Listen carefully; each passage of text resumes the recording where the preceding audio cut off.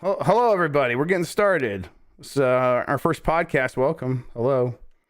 Wow. Oh, no. First time, ever time. Why are you upside down? I forgot I turned my camera upside down. Second. Hang on. Let's do it. He's on the mirror universe over there. There's There like we go. Bubsy shenanigans All right. going on over here. There we go. He got hit by the Bankai. over Mike, there. did you get Crisis Core code?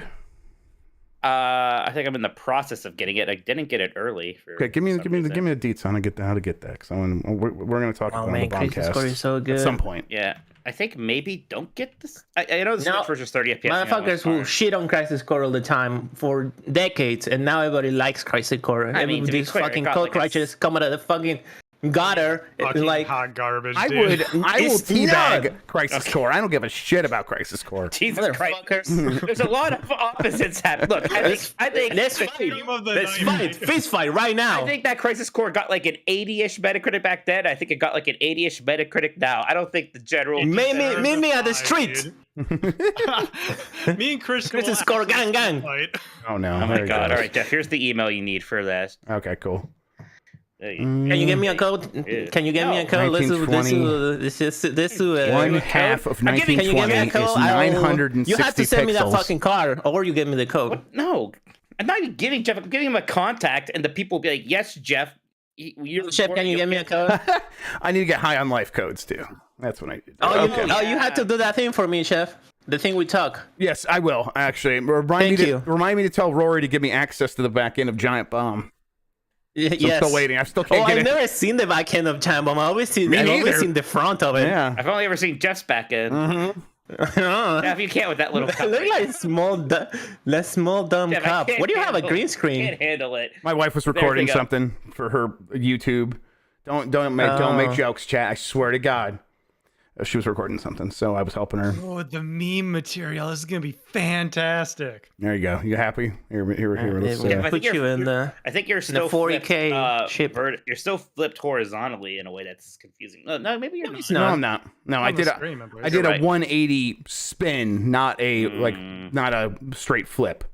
Oh, why is? Okay, hang on. I gotta fix something real quick. Let me Fix go it, dude. here. Fix it. I believe in you. Let's go to properties. You do Configure something to your video. hair. Camera Your control. hair looks different. It just came out of a bun, so it does this thing. Joe, Ah, I can. it looks gorgeous. Thank you. Went to my daughter's Christmas song thing tonight. She sang 4 songs. It took about 10 minutes. We were waiting for about an hour before it to start. It was great. Sounds off. That sounds yeah, you loved yeah. it, didn't you? When she was singing, I loved it. It was great. But then they were like, this really old guy came out. He's like, we're streaming it to the internet. And I don't really know what that means, but I'm figuring That's it out. mean. And then I went to watch the video, and there's like the big the on-screen buttons, like the big record button is like right in the middle of the screen and everything. I'm like, hell yeah, this rules. All right, Right. you did it. Okay, I think we're about It's like ready. found Let me footage check. shit. Let me. Just, it took all my energy not to be like, I stream too. I would- shoot too, and I know this better than you. Maybe. maybe. And I talk about video games. I'm like, don't talk to my chat, but I really do understand what I'm doing.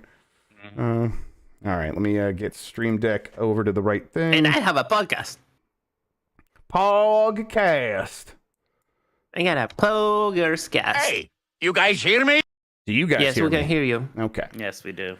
Well, I think Did you that tweet? Stream Element. Shut up. Gee, definitely. Somebody forgot to tweet last time. Were upset, yeah, that we didn't tell you to tweet last time.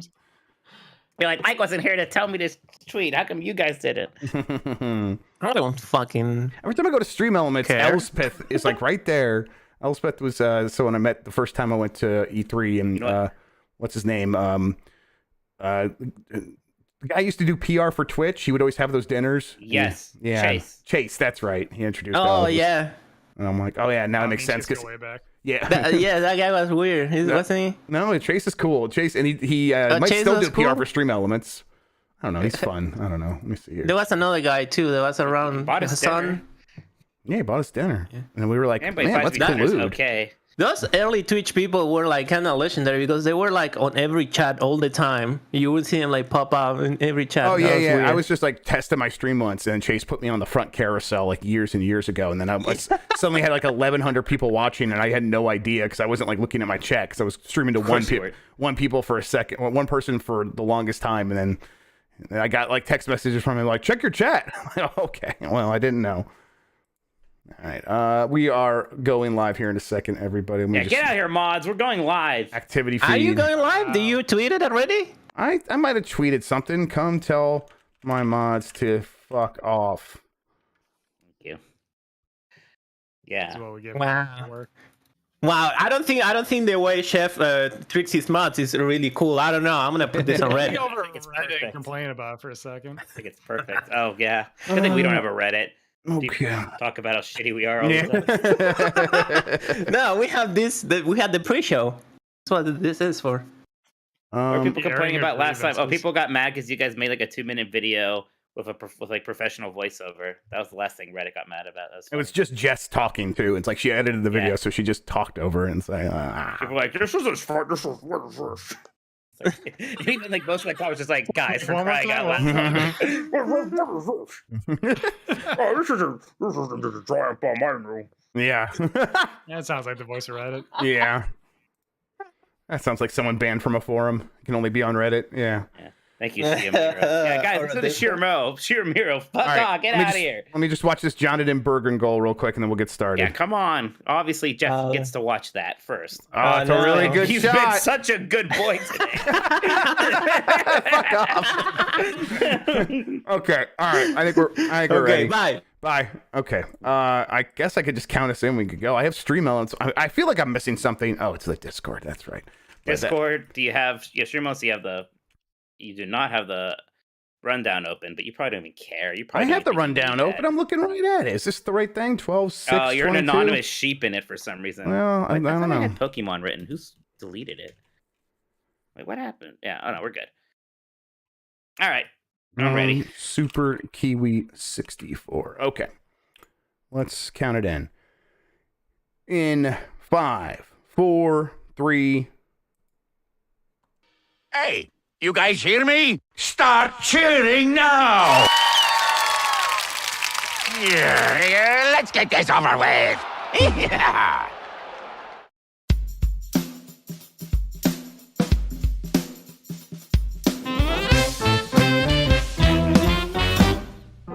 Woof woof. Hi, I'm Mike Minotti, and I am a Nintendog, Hi, I'm Jeff Grubb, and I am a Nintendog. and we are the last of the Nintendogs. Today, Smash Brothers Tournament drama. Does Nintendo have any hopes at the Game Awards, and do we have any hopes for Nintendo? And we're talking about our favorite Switch box art. Jeff, how is it going? Man, I got confused. You have some kind of a RTX thing on or something, because only some of the music was playing for me, and that was hard, but I did it. I figured it out. Huh. Well, I'm sorry about that. That's a very You're not forgiven. yeah. That's I might just change that here in a second. But yeah, I don't know. I'm doing good. Otherwise, Mike, thanks You for missed asking. me! What'd you just say? I can't see. Okay. Here's the thing. I think that there's something wrong with your mic, and that's actually where my brain is at. And I didn't want to say Did it. you miss me? I did. Listen. Don't tell Sean, but I missed you. All right. No, I had Sean on 2 episodes last week. I think he did a great job. But we need that Mike magic back to save us from ourselves. Obviously, Mike? Magic Mike. Yes, exactly. Did you watch the Jeopardy by any chance? The one that I The one that you were on? No, I need the link for you because I didn't see it, and after that, yeah. So Okay. don't tell me no No, spoilers. yeah, no I spoilers. have not seen. No spoilers. I know I didn't win because I wasn't there, so that's gonna be. But we did. We exciting. did clearly state that you cheated that one time, and then I'll just keep doing that. From Wow. Okay. Jesus. All right. Cool. Yeah, Well, hey, yeah, no, no you got, problem. yeah. I was able to keep up with mostly everything. You guys did some good shows, even without me. It's a good thing I wasn't here for that. For the Game as Decides with the launch games, because I may have like unnecessarily pushed games that didn't deserve to be there instead of Wii Sports and Tetris. Yeah. Because like I would just be like, well, I don't care about Wii Sports. so there you go. So it's probably for the best. But I was pretty happy with the results there. I think I was probably right. A lot of people were just like Breath of the Wild rather than Wii Sports and Tetris. So And I'm like, yeah, I get it. And some people are just like, Tetris is overrated. I'm like, guys, no. First of all, no, it's not. And second of all, as a launch game, as a Mount Rushmore, just no way that wasn't going to make it. All right then, Jeff. We have a show to do today, though. Some Nintendo stuff here. First thing, though, because I am very excited, River City Girls 2 finally got a launch date in America. Interestingly, it came out in Japan a few days ago. Right. And they said, and they always said this game was coming out this year, and they said, hey, we still want it to come out in America this year. We're trying to figure something out. So I don't know what that was. It's very weird to me that they weren't sure it was going to come out on December 15th until a week before December 15th.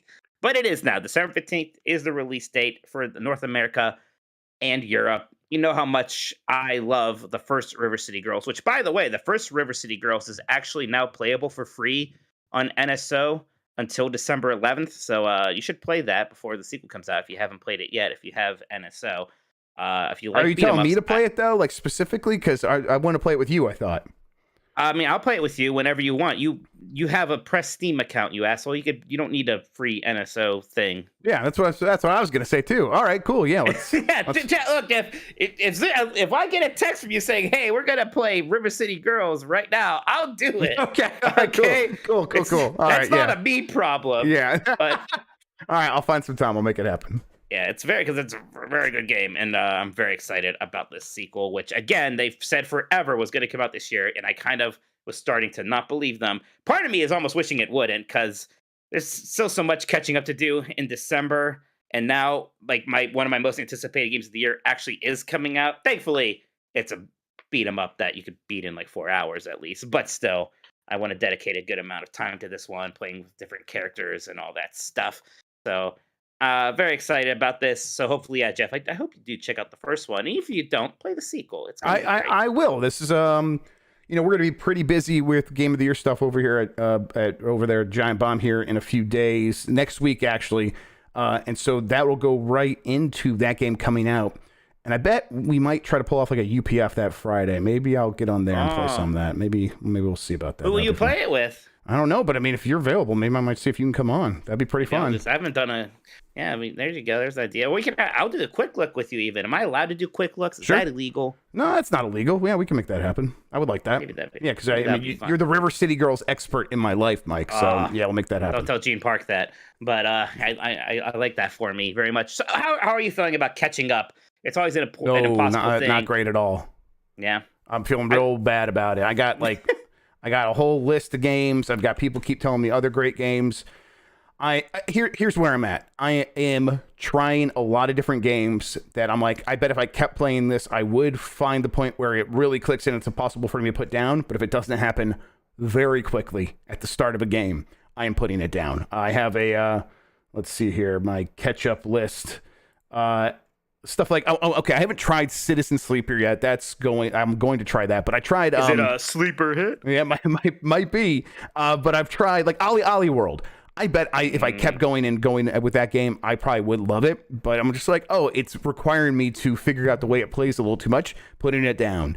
I mean, even like Bayonetta 3, I'm like, I've played 2-3 hours that I really like it. I will go back and finish that game, but I got to play other stuff that I know I'm going to love. And I'm like, Bayonetta 3 probably going down for now. Rollerdrome, I kind of like the way it feels, but I did 3 levels and they were all pretty samey. Putting it down. It's just kind of going like that right now. Bloodbath. Yeah, it is. Like even Soccer Story, I was into that, but I picked up the Case of the Golden Idol on Steam Deck. And boy, that game just instantly just snapped into place with my brain. It's this little detective game. So it's like, okay, well, that one, that's going to make my top 10 already. So I'm going to keep playing that one. That's kind of where I'm at. Yeah, I think there's 2 I want to try to get to.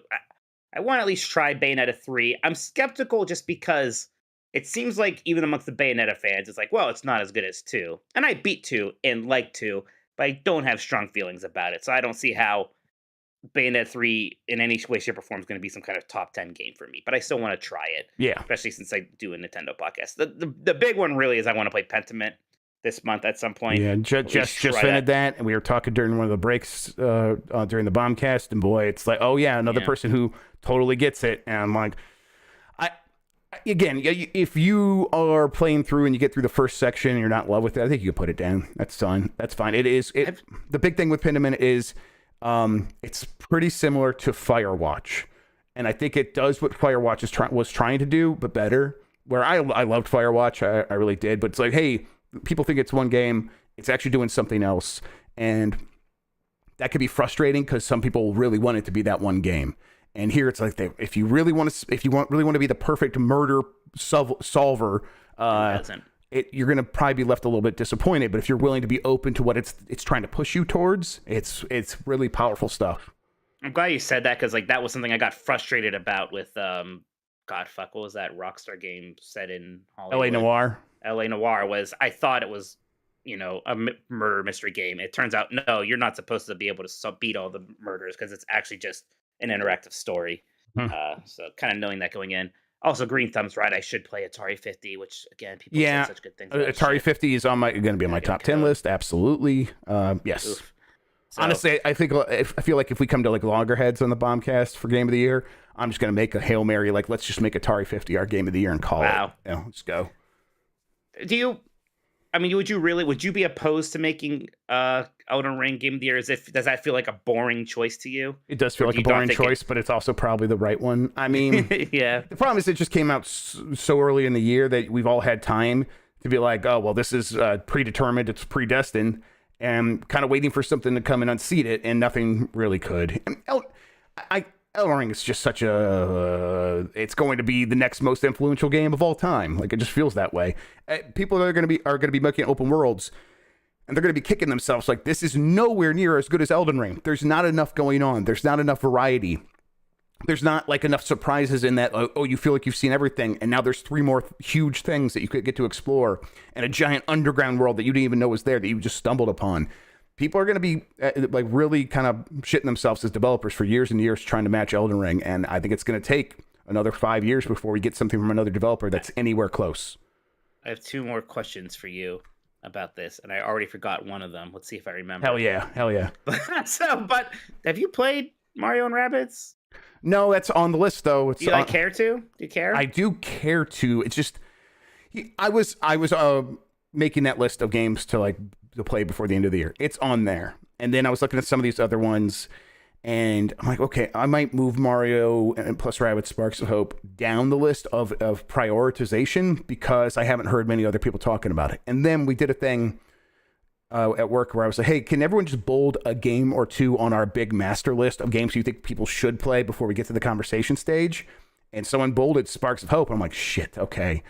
Then I probably should at least try to play some of it. I mean, I'm going to play Sparks of Hope, period. I want to play Sparks of Hope. I am a big fan of Mario plus Rabbids, but it's like it passed me by at the time, and now here we are. Is it going to be a player for any of these categories? It seems like it might have a chance, but I don't know. It's one that could easily, like, we get from a week from today, I will already be in Game of the Year conversations.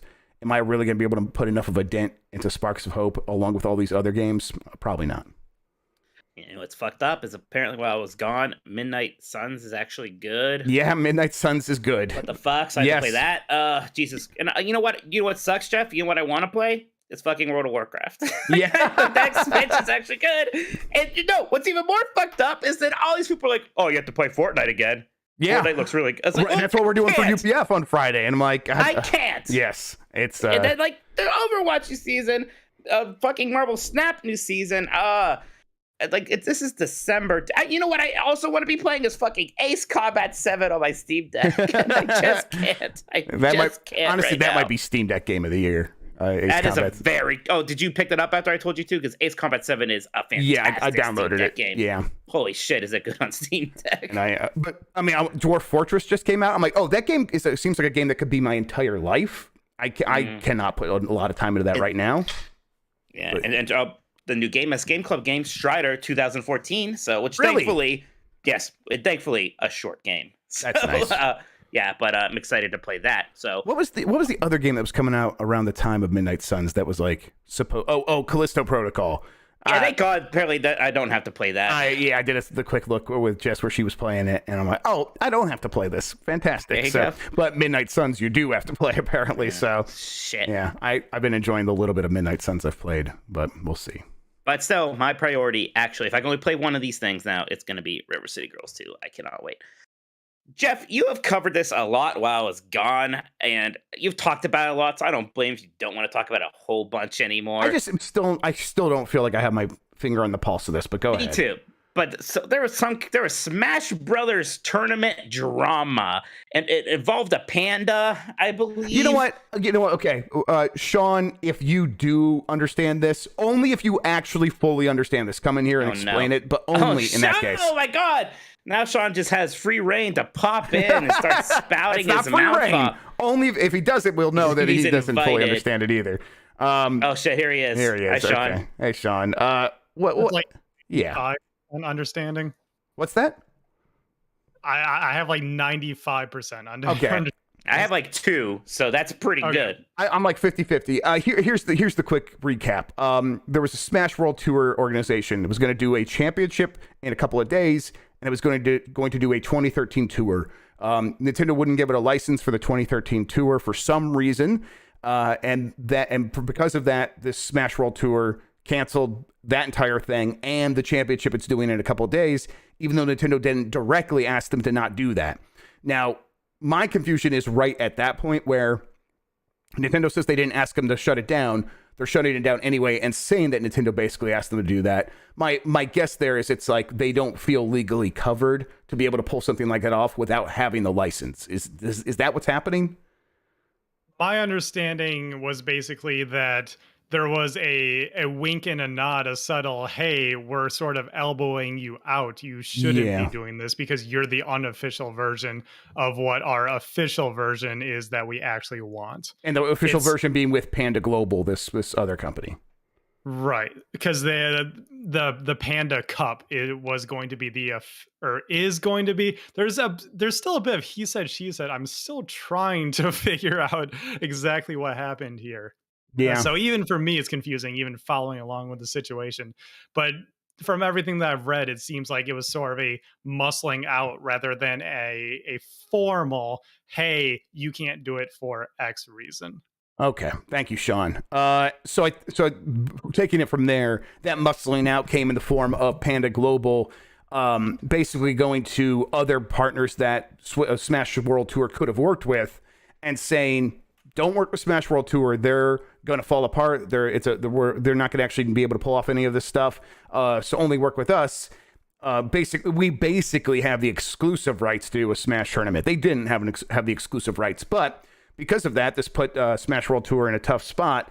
And I think it also made it so if they couldn't get the license to be on equal footing with Panda Global, Smash World Tour was not able to pull this off because in the end, that proved Panda Global correct.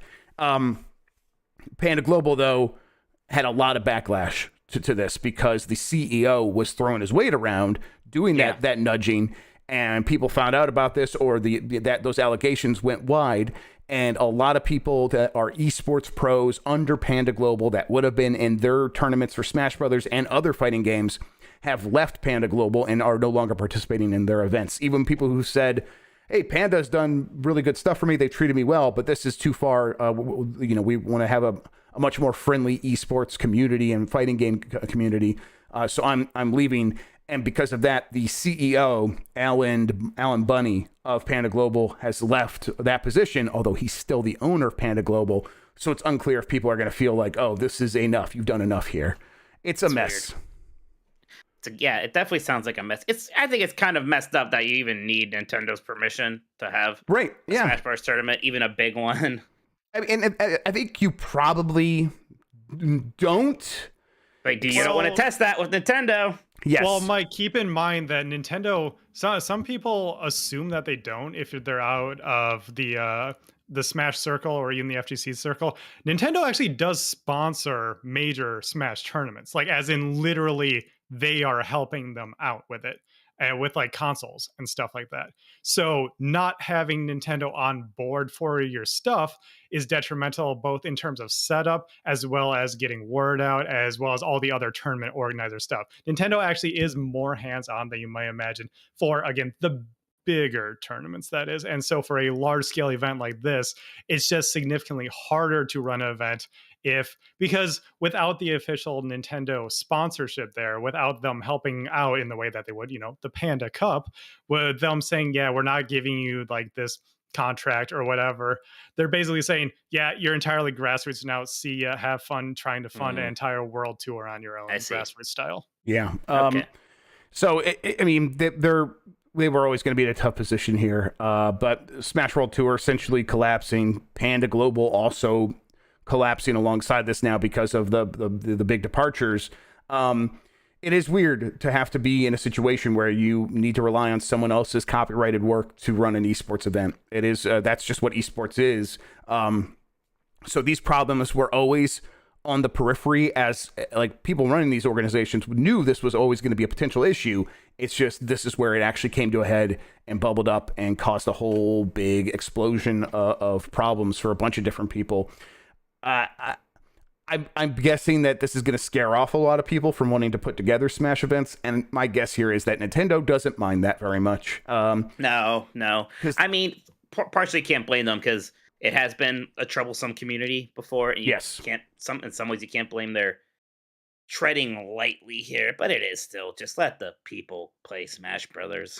Yes, I mean, that would be the best. That would be the most ideal situation. It's just kind of hands off, but when they had more of a laissez-faire relationship to that scene got pretty messy and very toxic in a bunch of different ways. So I get why they don't want to do that anymore. But still, there are a lot of good people in that space, and they are being punished because of the behaviors of awful people on one side and the behaviors of awful businessmen on the other. It's kind of stinks to be in the middle there.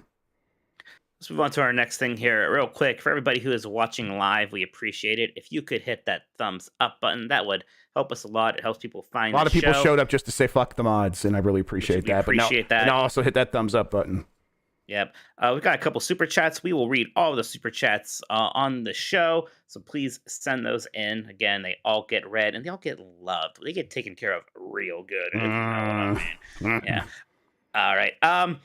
Jeff, Game Awards, a couple of days here now. Yeah. Do we have any hopes in terms of Nintendo winning stuff? Do we have any hopes in terms of Nintendo showing anything? What's the game that could win the family game of the year if it's not a Nintendo one? Yeah, but if it's not a Nintendo one. It's not a Nintendo one. That's a good question. What else was there like one nominee that wasn't Nintendo? I'm gonna look that up now. But I feel like that's the one I think Nintendo is gonna win is Kirby for that, just because I think there's a lot of people who are like, Kirby didn't get nominated for anything but this. Well, Kirby should at least get that one then, huh? Yeah, Kirby is a Game of the Year candidate in my book now after spending so much time playing with my kids. I was already enjoying it. But it's like, this continues to be a joy.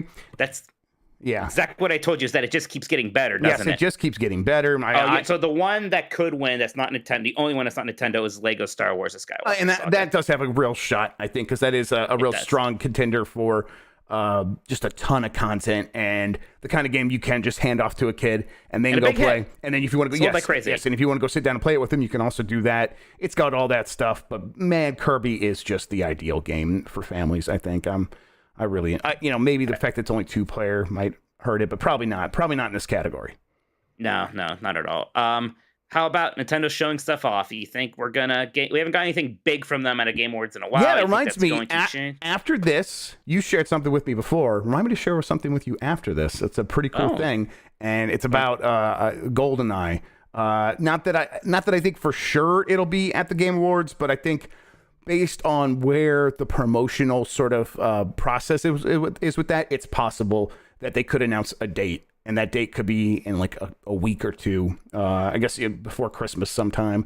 I'm not for sure about that. It just seems like that's where it is based on some circumstantial evidence that is very compelling that Mike, you'll be very excited to see. And I can only show you. So, But yeah, it's this is pretty cool stuff. So I think that we're probably due for that. And then if that's what shows up, I'm not sure if they'll have anything else there. You want to hear about something fucked up I just did? Yeah, please.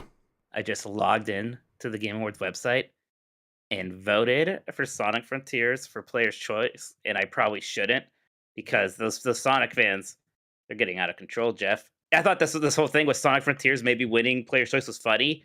They took it too far. they're getting real mad about it maybe not winning it. They're getting furious. You say they did the port Emerald?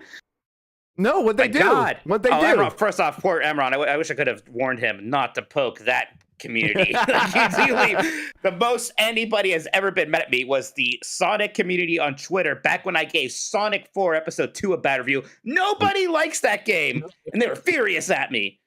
They lost their goddamn minds. But yeah, everyone just said something about... They definitely hate that game more than you ever did. Yes. Now they're like, oh no. But yeah, I think somebody asked everyone like, which does he want Genshin or Sonic to win? And he just said Genshin because the Sonic fans have been like conspiratorial, and that's all he said. And they fucking lost their minds.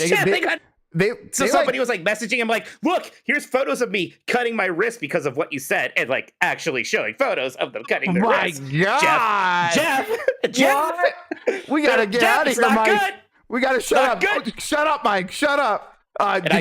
You see they like basically just like burn down Donkey's house or whatever. They didn't really, but it's like that's what it seemed like they were gonna do. You do not mess with them. They are and I'm saying somebody like Sonic, they're insane, and not in a way that they need to be called out. You need to protect yourself. Yes.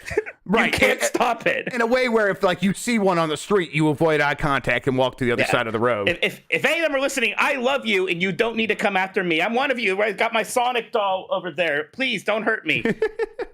I'm right there with them. Please. I just voted for Sonic Frontiers. You don't have to hurt me. I'll do it too. I'm sorry. Protect yourselves, everybody, for the love of God. Anyway, so yes, that's exciting. Jeff, Metroid Prime? Fucking hope so, but probably not. I mean, it's so fucked up. It's two different sources. It should be this holiday. I don't know. I mean, fucking Nintendo, man. God, they're just. We had a rough year, Jeff. Yeah, and they're like, we're gonna make it even rougher. It just stinks. I mean, I think it's if it's not coming this holiday, it's got to be coming soon because that thing is real and does exist and is basically finished. So I don't know. I don't know when and why they decide to make these decisions. I could guess a million different things. But probably not. Honestly, probably that night I'll be just getting the clippers out and doing what I got to do. All right, Jeff, on that not depressing note, how about we read some questions from our podcast community, or podcast producers on Discord, I mean. Let's do it. And all that jazz. Bench JC says, hey, Jeff, my hair will be gone soon, Grubb, and Mike, my beard will be gone soon, Minotti. Man, my beard is going to grow back so fast, Jeff. It doesn't matter for me at all. Yeah. For me, it'll be a mile of amusement to be like, haha, no beard. Do y'all have any games that you plan to play over the holidays when new games aren't getting released? There's no such thing as new games not getting released. Yep. Yeah. I mean, it's a lie. Early 2023 is fucked up. Yeah. There's so much Fire coming. Emblem? Yeah, let me just go here. January I starts think that like looks a little after. Like, I hate that, but I still got to play it. Still got to play it. Fire Emblem. There's waifus. I mean, shit. I got to figure out which one I want to marry and when to engage. Forspoken is January 24th. Yeah. Oh, Jesus. There's a whole bunch of stuff. Is Forspoken going to be... You know that Disney movie came out, I don't even remember the name. Strange Magic? Strange World. Strange World? And it was like, it's one of those ones where everybody's like, wow, that's going to flop. We all like from a mile away. Is there a little bit of that energy with Forspoken? Yes, 100%. I think it'll do better than Strange Worlds or whatever the fuck it is. But yeah. It's not Strange Worlds. That's the name of Star Trek. It's Strange Magic, I thought. No, it's definitely not Strange Magic. Okay. Strange Planet, maybe, or Forbidden Planet. No, I forget. I don't think anybody knows the name of that movie. They definitely aren't buying tickets for it. But shit, yeah. Forspoken might have a similar. It's strange. Problem. It's Strange World, I think. It is Strange World. Yes. Okay. Yeah. Strange New Worlds is the Star Trek show. That's the problem. Man, it's an awful name. Dead Space is January 27th. That new SpongeBob game's January 31st. Oh, that's going to be cool. I'm kind of excited for the new SpongeBob game. Hogwarts Legacy is February 10th. These things are like just weeks apart. There's multiple games a week. Like a Dragon Ishin is February 21st. What is that again? That is like it's the Yakuza, I know, but like right, but it's it's like the ancient one. It's yes, like feudal it's the period piece in feudal Japan, but it takes all the characters from the other Yakuza games and puts them in this setting together and remixes them. That's literally what River City Rampage did with a game that never came out here before. And there's like a new one like that. That's a thing that they like to do in Japan, apparently. Screaming Man says, "Hey Mike, movie Peach is best Peach Minotti, and Jeff, Peach is my waifu no matter what Grubb." Well, I want to talk about that because you said that you thought movie Peach still looked kind of weird. I think movie Peach looks great. I was weirded out by movie Mario. I'm a big fan of movie Peach. I'm a fan. I just think it looks strange compared to what I'm used to, but not in any bad way. I always thought that Game Peach was oddly unemotive. Like her lips can't move because like they're obsessed with making her lips look like a circle, and I don't like that. I never liked that design. So. I mean, she definitely is just a blow up doll. Yeah, absolutely. Yeah, exactly. Yeah. It's weird. I like it. Yeah. That's not everybody's thing. I get it. All right, you like the blow up doll. Yeah, of course. Yeah. That's why I never show my wife on camera. It's just a blow up doll. My wife. My wife. Jesus Christ. On topic with Peach, I know we all love her boss lady personality for the upcoming Mario movie. However, I'd say this isn't the first time Peach has been portrayed as a badass leader. In the Super Mario Adventures comic series, Peach is seen pursuing Bowser in attempts to save the Mario Bros. While disguised as Luigi. You think Illumination took any inspiration from this obscure comic series or total coincidence? Also, this is the best Peach design. I've never seen this comic. I think there's no chance that they were directly inspired by this. Although, Peach looking kind of hot in that Luigi outfit. I can't lie. Can't lie. I wonder what that's about. Yeah, I don't know. I think I like tomboyish looks. I like when girls like do things like wear. Yeah, I like when they wear like suspenders or like suit jackets is a big one. Right, I don't know why. I like that. Take a look here. Take a look at this picture. I'm scrolling up. Yeah, take a look at it. You'll know what I mean. Tubo Scar says, "Hey Jeff and Mike, longtime lurker, first time question submitter. I thought I hadn't seen your name before. Hello, Tubo Scar. Thank you. With the new Mario movie coming out soon, Nintendo has turned to the last of Nintendogs to create 2 beers to release with the movie. You need to come up with the percentage of alcohol, color, and name. Keep up the great work. Well, there should be a Luigi Lager, and it should be very weak, like a 4%er, like basically a Miller Lite. It should have almost no flavor. It'll be like the slightest bit of yellow tinge, but almost clear like water. Right. Okay. So that's the Luigi Lager. Sure. Yeah, and then we need a second one, Jeff. I got one. Do you have an idea?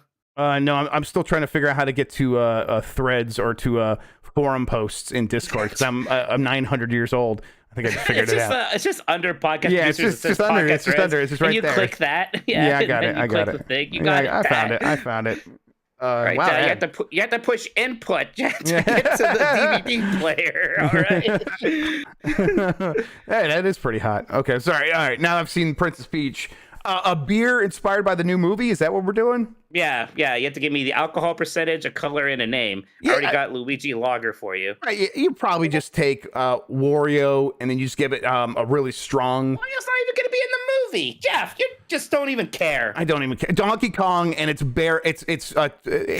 made in the same barrels as like bourbon or something. That's all. There you go. Go Donkey Kong bourbon barrel. Yeah, exactly. Okay, well that's strong. Those are usually about 9%. It'll have a very dark color to it there. Thank you, Jeff. Yeah, you're welcome. You can put some bananas in it too. Yes, Fuck you. I'm gonna go back and look at this peach. Fuck you. It is pretty. Man, that is. Why is that doing something for me? Right? Yeah. Anyways, who even knows anymore? Man, that's a good name for how I feel right now, Jeff. Even knows anymore. I'm still on vacation. I swear to God. I ain't ready for this shit. What's up, Mike? Potentially vaguely insulting description, Minion Naughty, and Jeff, almost certainly insulting description, Grubb. How you boys doing?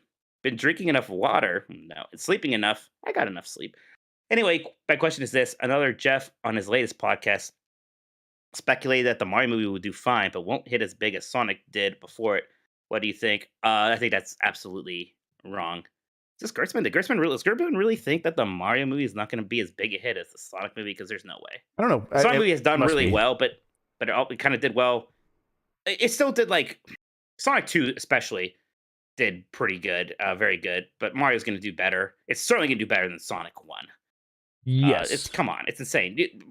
We joke about the whole Mickey Mario thing, Jeff. Mario is certainly one of the, if not the most popular characters in the world. It has now crossed generations where it's not just the kids dragging their parents to go. All of their parents are going to want to go see it too. I think that people are largely responding to the trailers, especially that last one. It is going to be a massive hit. And you know what? There's going to be a bit of a drought with these things. Again, that Disney movie not hitting. Sounds like the new Puss in Boots is actually going to be pretty good. But I expect, in April, this is going to be the family movie of that kind of period for cinema. It's going to do bonkers numbers, I think. I think if it doesn't make $1 billion, something went very wrong. Something went very wrong if it doesn't make $1 billion. $1 billion is a lot. Yep. That might be right for this. Yep. Jayton says, "Hey Jeff, video game professional Grubb, and Mike has experience on a leash, Minati." My question this as a kid. That sounds worse. My question this month will be stuff about the year, starting with who is your favorite character in a video game of this year? Okay, who's your favorite character of the year, Jeff Grubb? I'm terrible at recalling this kind of information. So the thing that comes to mind immediately is Andreas Mahler from Pentiment. Okay. His character goes places. The best part is, I guess he counts as a multiple characters because in his mind castle and is like the place he goes to talk to his inner demons.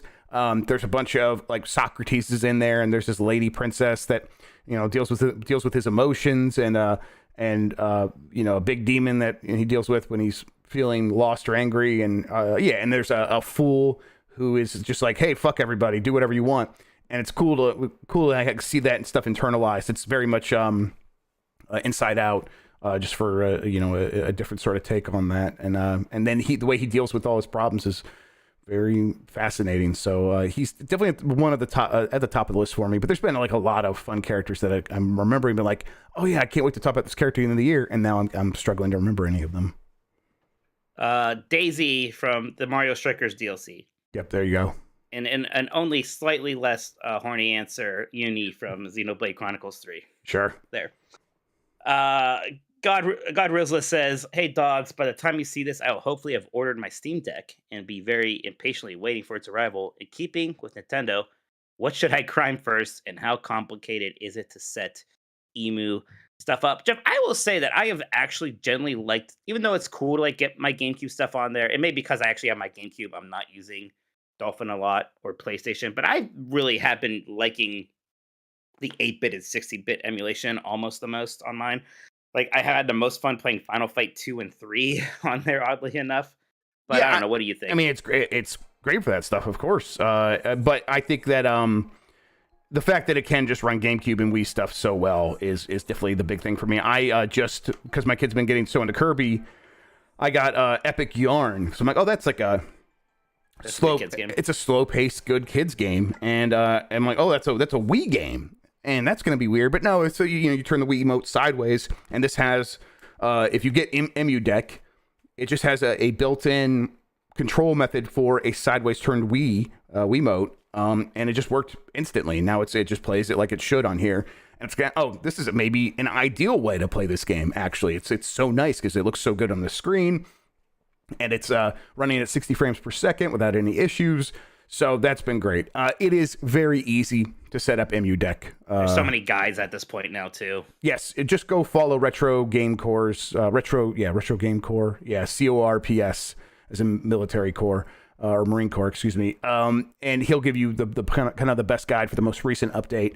But it's simple. And if you just want to do certain systems, it's very easy. But if you want to do everything, it's also pretty easy. What you should do first, I think, do something that you haven't really emulated a lot before. I was Master System, Master System, TurboGrafx stuff, some Neo Geo, 3DO. I think 3DO is a really fun system to do on here. Forget about Need for Speed Unbound. Play the Need for Speed. Yes. I just love the fact that franchise started on the 3DO. Yep, that's cute. That was going to be the EA system, yeah.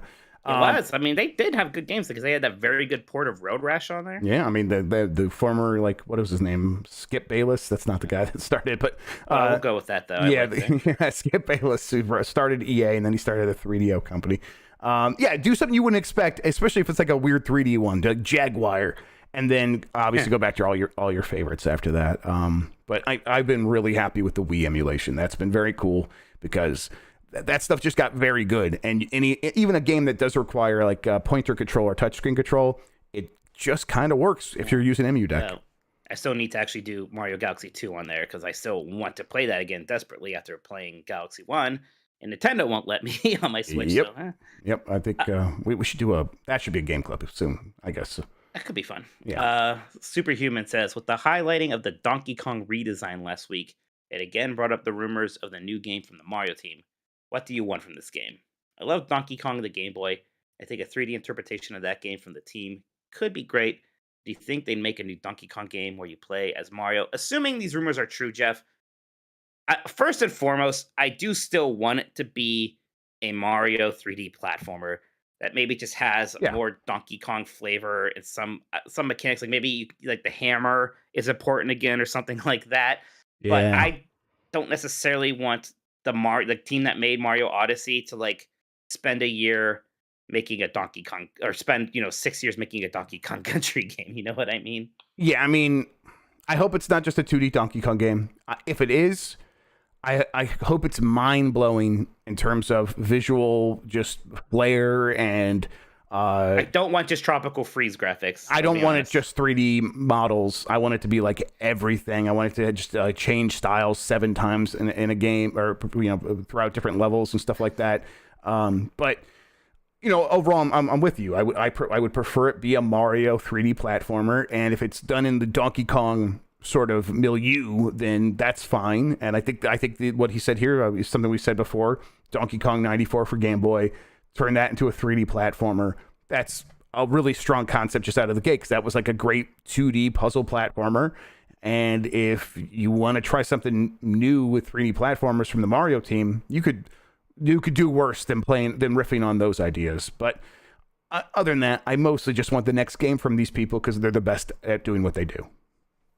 If it was a 3D platform where you play as Donkey Kong and it's made by the Mario Odyssey team, like I guess I'm there. Yeah, that'd be fun. Like of course I think, Donkey Kong 64. It wouldn't be that. And it's not like that's an awful game, but still, like it wouldn't be that. It would be much better than that, almost instantly, almost automatically. Chrono bounces, howdy Jeff Turbo Sean Grubb and Mike Turbo Sean Minotti. As the holidays approach, traditions are abound. When playing a game for the first time and are provided a character selection, what are some of your character selection traditions / archetypes when initially deciding? For example, choosing highest top speed, whatever the game defaults to, a color, the character that shows the most skin, like Zangief, etc. This is interesting. Depends. Like fighting games, I like the Tom Girl characters a good lot. They also happen to be like rushdown characters, which is an archetype I like in fighting games. It's something that's kind of RPG-y. I like class-wise, I typically like some kind of like spell mage kind of thing. So somebody that like still has a sword or a weapon, but they cast a lot of spells. So like the red mage, Final Fantasy 14, something I kind of go for. Yeah, I try to do something different than what I did most recently in a game where you select your own character and attributes and stuff like that. Or I try to select something that I feel is outside my comfort zone because I think it might lead to something more interesting. That rarely actually works out, but I still kind of want to like force that to happen. And I don't know, maybe a game eventually that will be better. But so far it's just been kind of like, I still end up sort of slotting into these spaces that I'm most comfortable with anyhow. Benji Glasskey says, hey, fart faces, screw the game of the year talk. What's the best meal you had this year? This is easy for me because like 4 of my best meals this year just happened this last week in Disney World because, oh God, all the food there. I was at that Nomad Lounge, which is just this little like bar lounge area in Animal Kingdom. And they just have small plates and all these great cocktails. And they had a lobster mac and cheese. And I'm not lying when I said I could have cried while eating it. I held back because I didn't want to weird out my family, especially the children. But I could have, man. I could have just let the tears roll down. That was so good. But also at Yachtsman Steakhouse, I had this incredible steak dinner. And the lobster bisque before it was the best part. God. You ask somebody what their favorite food is, or ask me that. I won't say lobster bisque because I won't think of it. Every time I have a lobster bisque, it is always just so good. I always just wish there was more of it. Oh my God, I love it. It sounds a bit posh of me, huh? But lobster bisque, holy shit.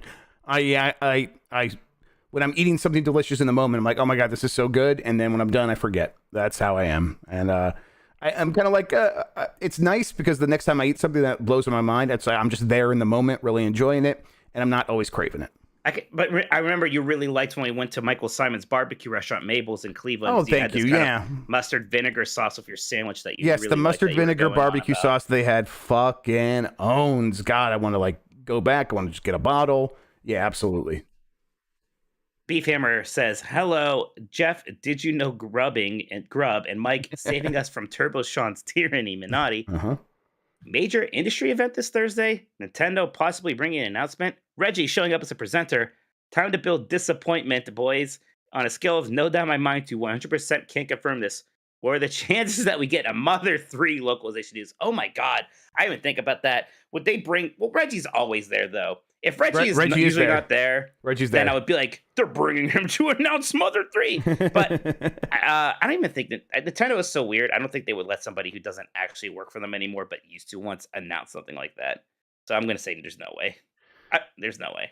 Yeah, I'm like, I would love to believe that Mother 3 is still just any moment now, but I've kind of swung back to we're never gonna get it. So I don't know. I bet we'll get it someday, but it's going to be when you truly all have lost hope. Yes, You exactly. haven't lost hope yet. Yeah, exactly. Velocity Prime 1 says, "Hello, Jeff, grubbing it up, Grubb, and Mike, Kayak King, Minotti. Did you see Cone's new one? Where it's just actually the thing from BioShock with my like bloated corpse and sunken kayak floating through." I know. I'm gonna look this up right now. It's incredible. Can you believe Jeff Keighley got Lydia Tarr to play at the Game Awards? Hot off her Monster Hunter performance as well. I know she did some I was like, what is this? Now I get it. I know she did some questionable things, but you can't deny her conducting brings the most out of a game score. Speaking of performances, I just finished God of War. It was highly entertained by Richard Schiff as Odin. So what has been your favorite acting turn in a game this year? Jesus Christ, Jeff, why'd you pull that up?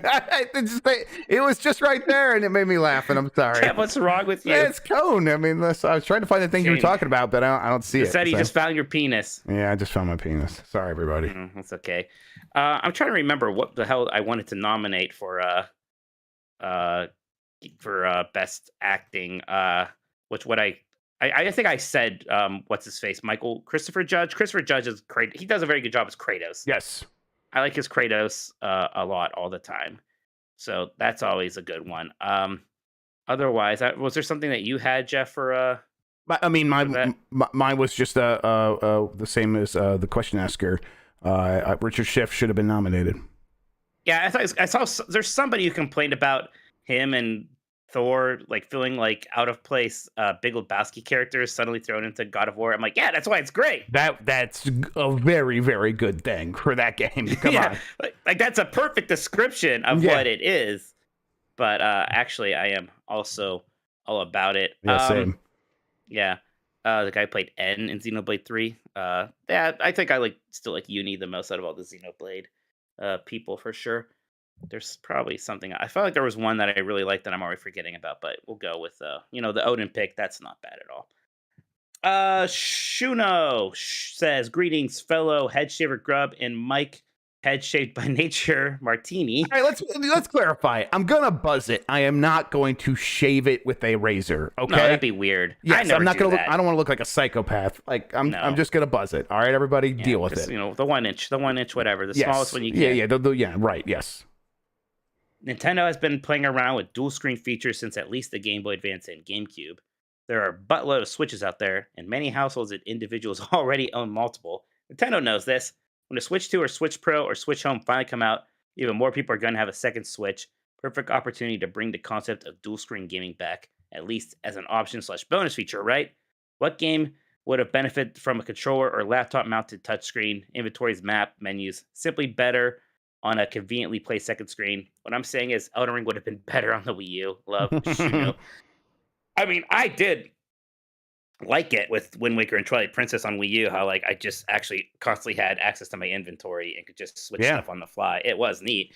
Like that, I would have liked to have that in Breath of the Wild. I didn't want to have liked it so much so that I would have played it on my Wii U instead, but just saying.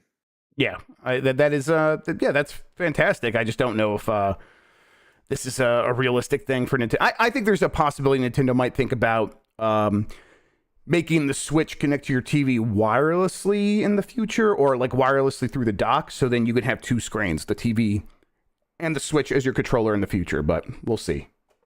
Yeah, I mean, they could have done this from the beginning, and they haven't, so I assume they don't care.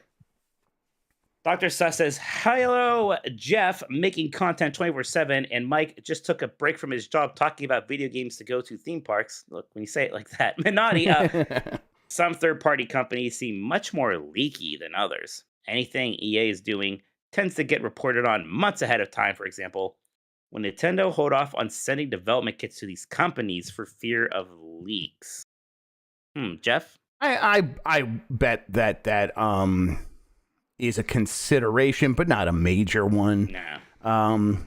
You know, these companies definitely have conversations when they leak something that involves other companies, but when it comes down to it, money's on the line. They're going to do what it takes to make that money. And if that means dealing with another company being leaky, then so be it.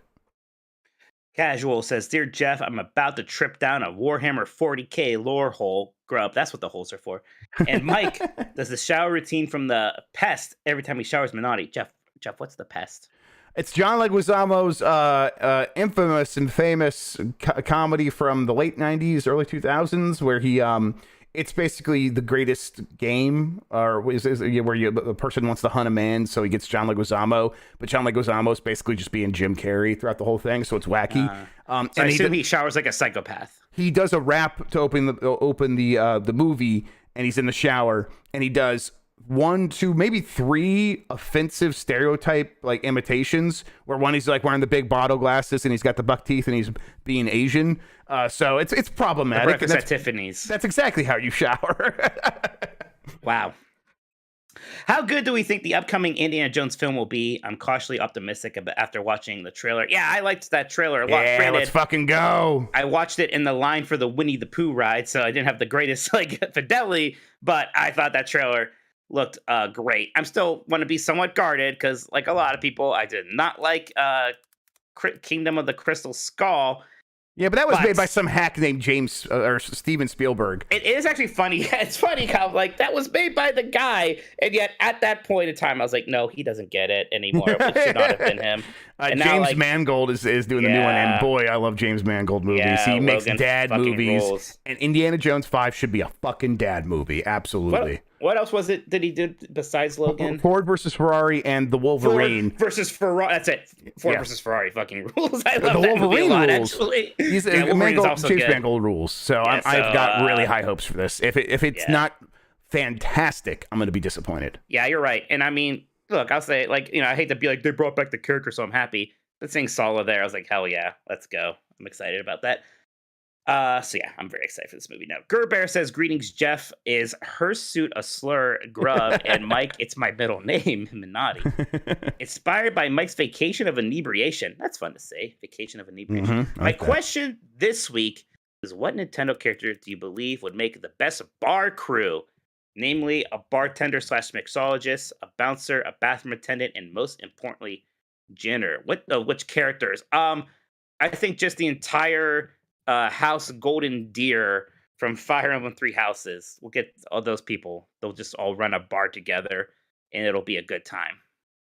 Yeah, the question is which crew from video games would be would be a good Cheers? Yeah, that's exactly right. That's a good way of putting it, Jeff. I like that. Yeah, I'm trying. I think the crew from Saints Row the Third and Saints Row 4. Nintendo. It's got to be Nintendo. Oh, it's got to be Nintendo. Okay. Well, let's see. I mean, Xenoblade Chronicles 3 this year. That was there were some fun people would kids. be good, but not as good as Golden. I think I was just right with Golden Deer. Yeah, Jeff. I think you probably were. Yeah, just a genius. Even the Blue Lions, I'd be like, no, they could run a hair salon, but they couldn't run a bar. No, they could run a hair salon. Yeah, and fucking Black Eagle could run a concentration camp, but I love that. They're just no, they're just Nazis. They're the Nazis. Yeah. Don't worry, they can still be your wife. yeah. You can still choose that path. I mean, it says some shit about you. It does, but yeah, it's an option. Fucking Christ, what a game. Next question here. Yeah, so the Saints Row games are on Switch. Thank you, Nintendo. There you go. Haas says, hey, oh, you know what I mean. Hey, dogs. Welcome back, Mikey. So thank you. Not only have I finished Pokemon Scarlet, but completed the Pokedex as well, like a madman. I'm currently crippled with indecision on the next title to start. Any tips to deal with this? I'm an idiot and bought far too many games recently, particularly long titles like Persona 5. Well, I've got a perfect game. yeah, I say go play Persona 5. I got a perfect game Just keep for playing it till you beat it. I will say this, like, if you're enjoying it and you think, oh, I'm going to take like a small break, don't. If you're enjoying it, keep playing it. If you want to stop playing it, stop playing it. But I'm just saying, if you want to beat Persona 5, you need to stick with it, because if you fall off it, that's a hard game to be like, well, I've been away from this for a few months, I'm just going to jump back in. That's rough to pull off. Here, it's oh, wrong button. Super Kiwi 64. It is basically a Banjo-Kazooie. We did a quick look of it today on Giant Bomb. It's I'm gonna talk about it here in a little bit. It's $3. It's on Switch. Go get it. Damn it, Jeff! Don't shut up. It just came out. Jeff, it just came out. This looks like, God fucking damn it, Jeff! That looks so much like my game. Yes. Oh, you're gonna love it. About it. You're gonna love it. God damn it! This looks perfect. God. My only complaint is that the name makes me think of Mario 64, but is definitely going for Banjo-Kazooie. Yeah, I mean, it just wants to be an N64 game. Yeah, I guess I get it. It's the right move, but yes, it's Banjo-Kazooie. Mr. Bowler says, hey, on Nintendogs, I was trying to find gifts I might want to receive for Christmas and found that video game books are a good option. Limited run published books looked really interesting, but I wanted to know if either of you have good suggestions for video game books that would make good gifts. Already have a handheld history, and books like that are good. Also, since Mike was out last week, since we see Yoshi's in the new Mario trailer, now's your time to update your prediction for the Mario Stinger, as it probably won't be a cracking Yoshi egg. Yeah, I was kind of mad about that. I mean, maybe he'll still pick up an egg, and it'll be our Yoshi. But yeah, I definitely do think Wario is back on the menu, boys. It looks like the Yoshi. I'm actually surprised that they just straight up showed Yoshi's already in the trailer. I thought that would be something that they would save. They're pulling out a lot of the stops already in the first one. I guess, don't leave anything on the table. All the omnibuses are pretty good. Didn't Merritt just released a book about LAN parties, right, Jeff? Yes, yeah, a coffee table book about LAN parties, which is such a good idea. It's got a bunch. I think it's still coming. I think they're finalizing it right now, but yeah, that's one you can pre-order at the very least. This one might not be out by Christmas. I think it's coming out very soon, though. It's a Video Game of the Year by Jordan Miner. It's a collection of essays breaking down the best games of the year over the last 40 years from various authors, including a schmuck named Jeff Grubb, who did a game from 2003 called NBA Street Volume 2. Nice. Yes, so I would recommend that one. Xbox Era is putting out an Xbox book, too, and I contributed to that one as well. Connell Wood said in our chat, Rosalina Stinger for the Mario movie. And considering they bring up galaxies for almost no reason in that trailer, that's a strong possibility. Nadia Oxford has written both a Mega Man Robot Master Field Guide and a Mega Man X Maverick Hunters Field Guide, and those are really fun for the Mega Man fans in your life, and I know you got them. Sega did an official Sonic book that's pretty good. There's also a lot of the history books are good. There's a big making of the original Prince of Persia book, and that's kind of fun. So, there's a lot of these. Depends if you want coffee book, which I actually think most people do for these kind of things. That's what's kind of fun, is flipping through. But then there are longer, really behind the scenes kind of things. I mean, you can just do the art of blank, and you're going to be pretty good in most cases. And honestly, video game books is a really good idea. And my wife keeps saying, "What do I want?" And I don't know, but I think I think I'm going to suggest this. Go to Ollie's if you have Ollie's, because they have a book section, and they often get those art of books really cheap because nobody will buy them from Barnes and Noble anymore. I got the Naughty Dog one there for $10 at one point. Nice. Let's see here now. Next one is from Colin. For Jeff, is Lydia Tarr a meep? I'll ask Addie, but I'm going to go with yes. Yes. She certainly felt a little meepus when she was conducting that Monster Hunter orchestra. Yep. Some people are mad that we're boiling it down just to that because the movie's apparently very good. No. We're not passing judgment. Jeff is almost certainly turning people onto that movie that never would have watched it otherwise. Yes, we are not passing any qualitative analysis on the film itself. regardless, it's just outside of context. That's so funny to me. That's all. I mean, I don't care what the context would be. It's still funny. Yes. Octo says, "Yo, Grubsy and Mitchy Mouse Boy, what console generation had the worst end of cycle games? The 360 PS3 era had some egregious stuff like Shadow or Mordor Sans Nemesis system. Oh, really? I didn't even remember that. That's weird. Or even going back further, Far Cry 3 ran like garbage. But the PlayStation 2 era had its fair share of cross-gen clunkers as well. Thoughts? I almost don't even like think about cross-gen though. When I think, like, of course, putting games meant for one system on older systems are going to be worse. PlayStation 2 had like PlayStation 2 had Persona 4 come out in 2007, right? Right. It's like that was pretty good there. Meanwhile, like the worst end of cycle games for me, I'm thinking of Wii. Things just really fell off a cliff for the Wii. Wii fell off a cliff real bad there. It became so much shovelware, and you would get like a Skyward Sword, and maybe that would be it that year. Yeah, Wii got really rough. That's like not a whole generation per se. And I think actually Xbox 360 and PlayStation 3 still were getting some pretty good games at the end. Like Grand Theft Auto 5 like happened towards the end of Xbox 360, and that game actually ran fine on there. Right, like Assassin's Creed 4 Black Flag came out on both. That was cross-gen, and it was fine on the old ones, yeah. Right, but that was a game more so made for Xbox 360 that just got put on Xbox One because why the hell not? Sure. Yes, totally. The Uncharted Wolf says, "Hey Mike, the Disney Duck is my enemy, Minotti, and Jeff. People in the Discord think the Tomb Raider reboots are better than Uncharted. My days are numbered." Grubb, well, is this a thing? I don't know. Look, Rise of the Tomb Raider was pretty good. Even still, it's not as good as like the best Uncharted's. But I mean, I probably like Rise of Uncharted 4 is really good. Uncharted 4 is really fucking good, and don't you dare say anything bad about Uncharted 2 to me. I haven't really actually sat down and fully played Uncharted 2. Uncharted 2 is one of my favorite games. So I'm aware. You be careful, goddammit. I'm aware. The Uncharted Wolf says, "I was listening to the Fex Friedman interview with Todd Howard. I found myself passionately interested when Todd talked about game development insights and lessons that I barely paid attention when he gave details about Starfield. As podcast hosts who've interviewed devs, what do you find more interesting as both a listener and a host? Insights about how they make a game or learning more about what's coming next?" Oh, insights about how they make a game is almost always more interesting because they are incredibly guarded when they are talking about what's next. They already know exactly what they can tell you about that. If you say something unexpected to them, they are going to err on the side of caution and not answer the question. And you can't really blame them for it, but it doesn't make for very interesting interviews. Yeah, and it's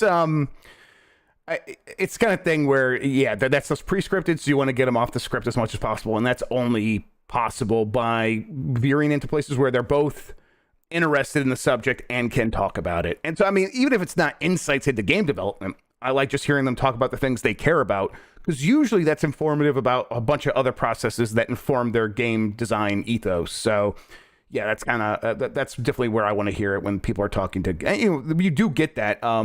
Like the Game Maker's Notebook, I think, is a podcast where that happens pretty frequently, and so yeah, that's why I like listening to those. Vision 49 says, "Hey Mike, former GameCube guy Minotti and Jeff must stop Wario 64 from promoting Balan Wonderworld sells Grubb." Wait, listen. All right, I haven't addressed this yet, Jeff. I haven't been on a podcast since this happened about the GameCube. Okay, and the eject button that apparently, let me look if it's actually there. That apparently exists on Steam. Have you still not tried this? There it is. It's there. Listen, I tried it, but I forgot to look for the push. Okay, here, look. I was not the person who started this. Someone else played it. I never knew that you could push down on that middle part of the GameCube disc tray and the disc will pop out. And I said, "Oh, wow, I didn't know this either." And everybody, they weren't happy with me because I'm the GameCube guy. Now, listen, though. Well, okay, a few things. First off, everyone's like, "Well, what did you do? Just pry him out like some monster?" Like, what did you guys do on the PlayStation and the Dreamcast and every CD player? That's how it works. They on those, it's very clearly that they just shimmy off. Here, that's what they do still. On my GameCube, maybe yours is different, but on mine, it would like bend them if you started doing that. I did it a couple times. Ever so slightly stuck. Okay, here's the other thing. Everyone's like, "It says push. It says push. It says push in dark gray letters on a slightly less dark gray background. To be clear, it's like the numbers on the Wavebird receivers, where it's like gray on gray. It's the worst. It's very small. It is hard to see. You have to at least admit. Give me a break. No, I'm sorry. No, you're the GameCube guy. This is insane. Come on. It was, you just accidentally pressed it at some point. What I never happened here? I never knew. When I pushed it in, just like I was like, I can't believe this works. This is incredible. It's good to know now. But my discs broke, everybody. Everyone's fine. All right. You wouldn't tell us. You wouldn't tell us. It would be too embarrassing. I wouldn't tell you, but they're fine. Vision says, what would you each personally like to see shown at the Game Awards? I mean, I would like to see what that Mario team is up to. I don't really think we're going to get that. I mean, I keep saying this. I would like a new Ridge Racer. If Namco showed up and was like, "Hey, we are finally making a new Ridge Racer." Is it true, Jeff? Did you say that Ridge Racer 2 from the PSP is going to be on the PlayStation Classics? Because that is very exciting. Was it PSP? I think it might just be PlayStation. Ridge Racer. There is no Ridge Racer 2 on PlayStation. That was called Rage Racer. Okay, honestly, there was a lot of PSP games, so it must be the PSP one. Yeah. Okay. Okay. Yeah. Wow. See, you just don't know the Ridge Racer. Of course. So wait. It goes Ridge Racer, Ridge Racer 3, Ridge Racer Type 4, whatever. What was it? I don't even know if the third one was called Ridge Racer 3. You know, maybe it is Ridge Racer, Ridge Racer 2, Rage Racer. That might actually be right, but I know there's a Rage Racer in there. So, but even still, I think this is the PSP one. Yes, so yeah. So yeah, that is coming. Ridge Racer. Okay, it's Ridge Racer. Thank you. Ridge Racer Revolution, Rage Racer, then Ridge Racer Type 4. Then it was just 5, 6, 7. Okay. Then they stopped because we can't have enough good things apparently. But yeah, bring that back, please. What about you? What are you hoping for? I don't know. I mean, I'm getting one of the big ones I wanted, which is Star Wars Jedi Survivor footage and like the marketing campaign kicking off so that we can actually really get that game in March. I suppose I would, the Mario stuff, and all I could keep thinking about is Metroid Prime. So honestly, if they would do a Metroid Prime update and tell us like where 4 is, and then they announce that, remaster's coming first, that would be, my night made and my hair's life saved. So I would really enjoy that. All right, Jeff, I'm about to complicate this even more. So there was a Ridge Racer 2. All right. Like from old times, but only in the arcade. Okay. And then Rave Racer on the... that's also an arcade game. And then Ridge Racer Revolution was the second one on PlayStation. Then Rage Racer... Okay, yeah. It's very confusing. But is Soul Edge called Soul Calibur at home because you're not allowed to use Edge in video games on home consoles? No, Soul Edge is a completely separate game. Soul Edge is the first. Yeah, it's the first arcade game, yes. But Soul Calibur is the sequel to that. It's not just like an enhanced porn or something. Right. Soul Calibur also came to arcades as a sequel. Oh, it did. Okay, it did come. Okay, and it came to arcades also. And it was just called Soul Calibur. It's just called Soul Calibur, and it actually looked a lot like Soul Edge still. What is Soul Blade? What is Soul Blade? I don't know. Green Hell Pilgrim just said it, and they threw me off there. Now I'm scared. You know what? Isn't that a shmup? Isn't Soul Blade a shmup? Am I making that up? I don't know. So that's Solstice. Soul Blade. Not a real thing. PlayStation 1. Regional name difference for Soul Edge. So you're right. They changed the name of Soul Edge when it got a PlayStation port to Soul Blade because the word Edge was something weird. So I knew. Yes, there's something weird with the word Edge. Weird. Okay. They don't want us to edge. Yeah, they hate us edging on consoles. Just finish already. Let's get to Lenny. Lenny Cool Dick Denver, speaking of finishing, says, "Hey Mike, I take games out of my GameCube by dropping the GameCube on the floor and opening the disc falls out. They're naughty." That's a good one. And Jeff, I dig holes to poop in now. Shitting indoors is overrated Grubb. All right, Jeff, will you tell us what the holes are for? No. Okay, well, fair enough. What type of music do you listen to in general or when gaming? Or are you guys psychopaths like John from Spawnwave who only listens to video game podcasts and nothing else? No, I got my Spotify Rewind. My stuff is so weird because it is just a mix of shit from video games and then some normal stuff. Like my number one song is a cover from the song from Final Fantasy Crystal Chronicles. And then my number 2 is just Blinding Lights by The Weeknd. Right? So I listened to that. I listened to that song by Lady Gaga from Pop Gun a lot this year. Oh hell yeah, I love that hold song. my hand, Jeff. My kids love that song too. I think I probably told that story about like I played it and my daughter was just like, "What is this Lady Gaga business? Please play this on repeat for the rest of my life." I'm like, "All right, here we go." People like that Lady Gaga, but yeah, I listen to a lot of soundtracks, but a lot of like real music. Yeah, I like Iron Maiden a lot. I think I've talked about that, but I listen to podcasts. I haven't listened to podcasts as much while playing games anymore. Well, usually, honestly, now I stream when I play games on my PC. So that's my other level of like mindfulness, not like, oh, I have to listen to this podcast while I play World of Warcraft, right? If I need to feel chill, I listen to Thin Lizzy. If I need to, I don't know, vibe, I got a playlist of songs from the 2000s, the last 20 years, basically, Empire of the Sun and Kenna and a few others that are mostly electronic inspired at the very least, that I listen to. But I listen to a lot of podcasts, and that's just kind of the habit I've gotten into. But, a lot of games, it's hard to listen to podcasts and a little bit easier to listen to music. You would like, I mean, I know you can't really play MMOs, but you would like that aspect of MMOs. They're very podcast-friendly games. I would like that, absolutely, yes. I do like podcast games, absolutely, but I love the idea. John is a psychopath. He definitely, I think he's like, I don't like music. I'm like, yeah, John kills people. It is interesting.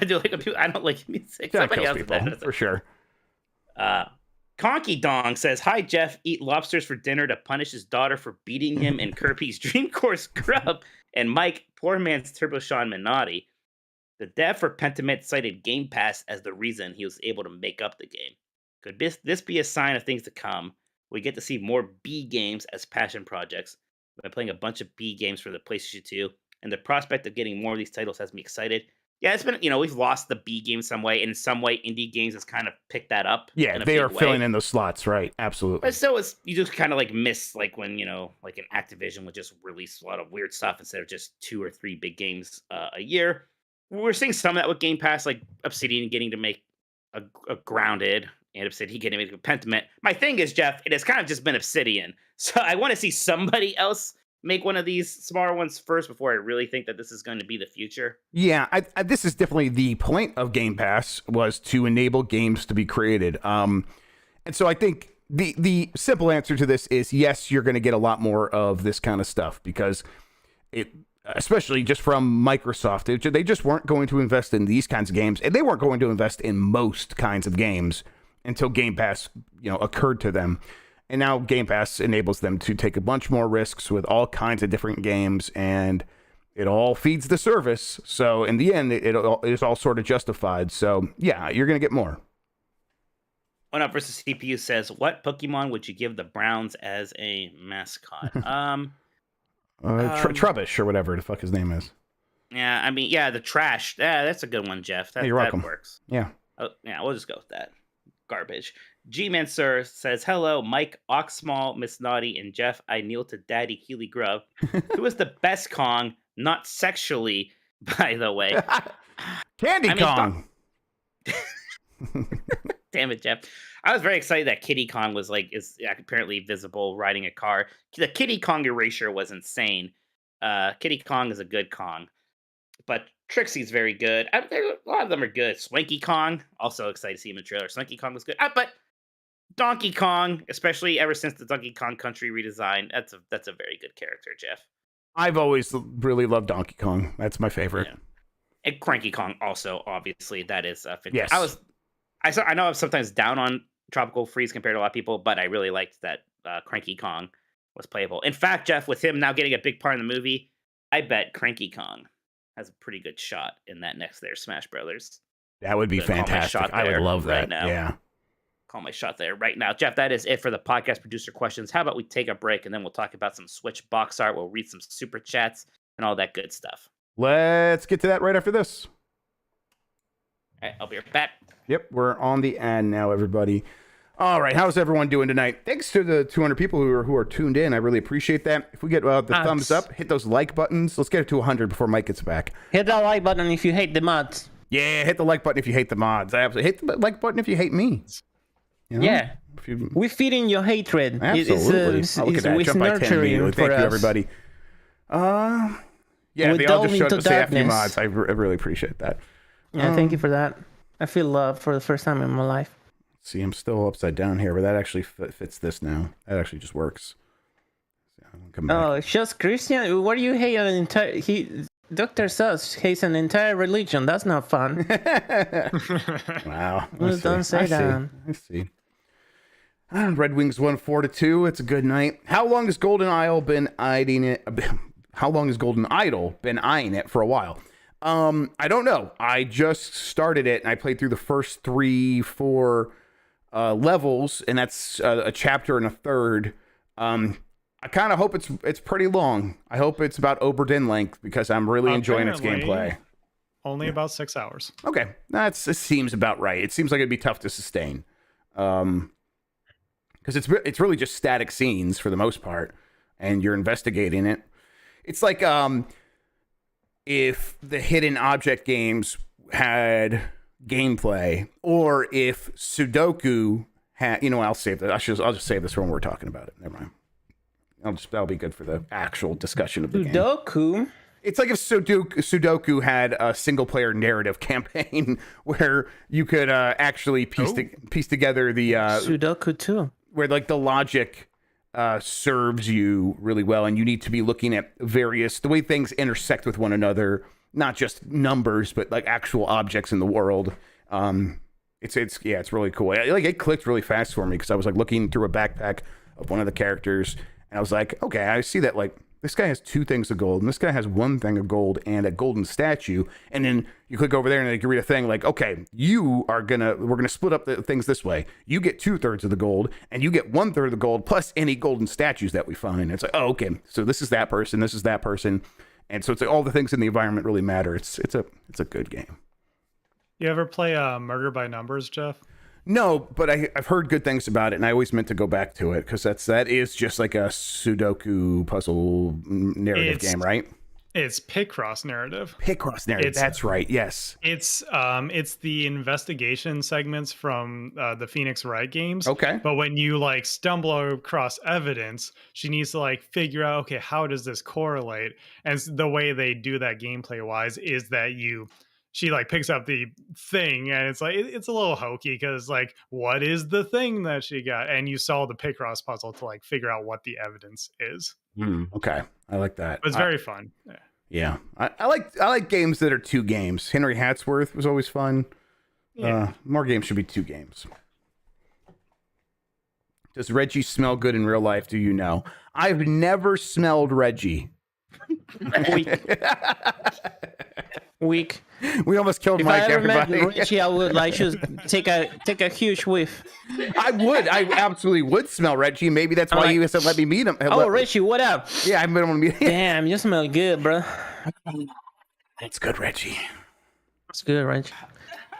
I think you can't do that to me. Jesus Christ. I think the funniest tweet you ever made, you ever tweeted, Grubb, is that is when the Ring Fit got announced, and you just like posted a GIF of people playing with the Ring Fit, and it was like, is this Richie's cock ring or some shit like that? That sounds right. That's pretty always good getting me. Good. It's pretty good. Yeah, it's because he's so big. You see. Yeah. Yeah. He has a giant dick. All right, let's get back to it. Let's get back. We almost died.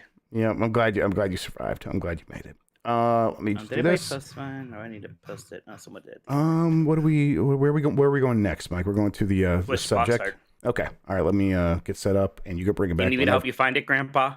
No, I think I got it this time. Oh, look at that. We already have over 100 thumbs up. Thank you, everybody. Yeah, I asked people to get us to 100 before you got back, Oh, and we were at 75, and 25 people just nailed it thank you. right then. All right, then. Great. Thank you, everyone.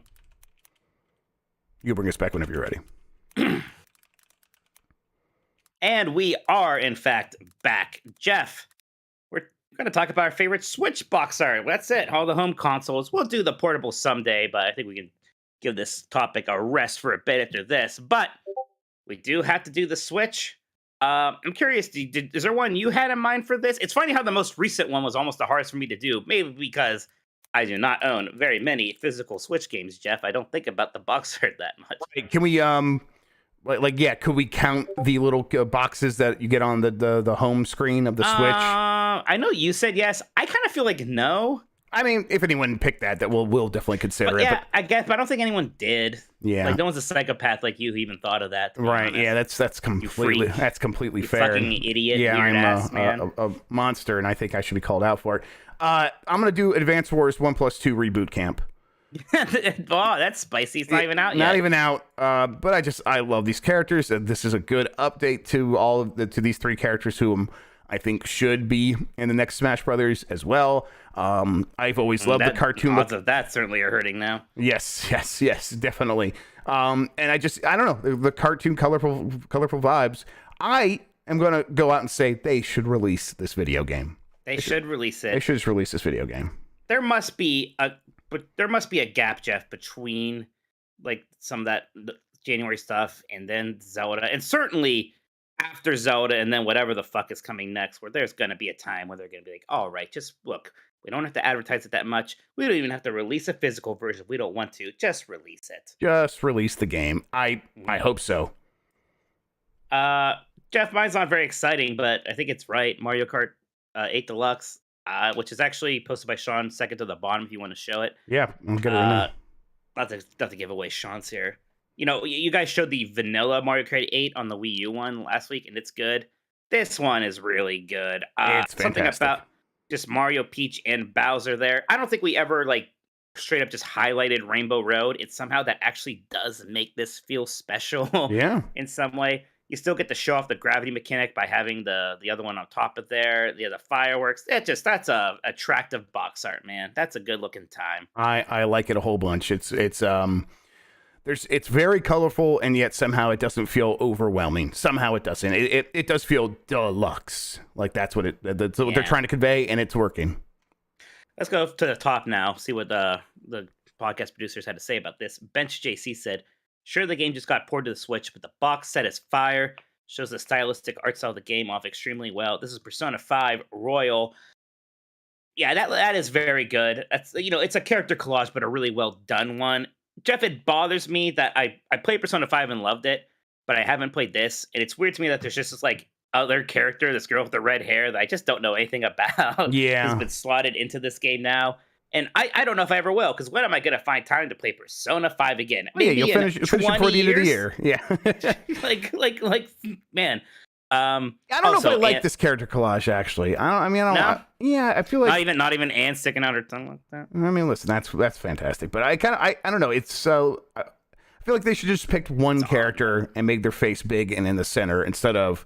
that's Joker, Is it right? too busy for you? It's too busy. Yeah, it's too busy.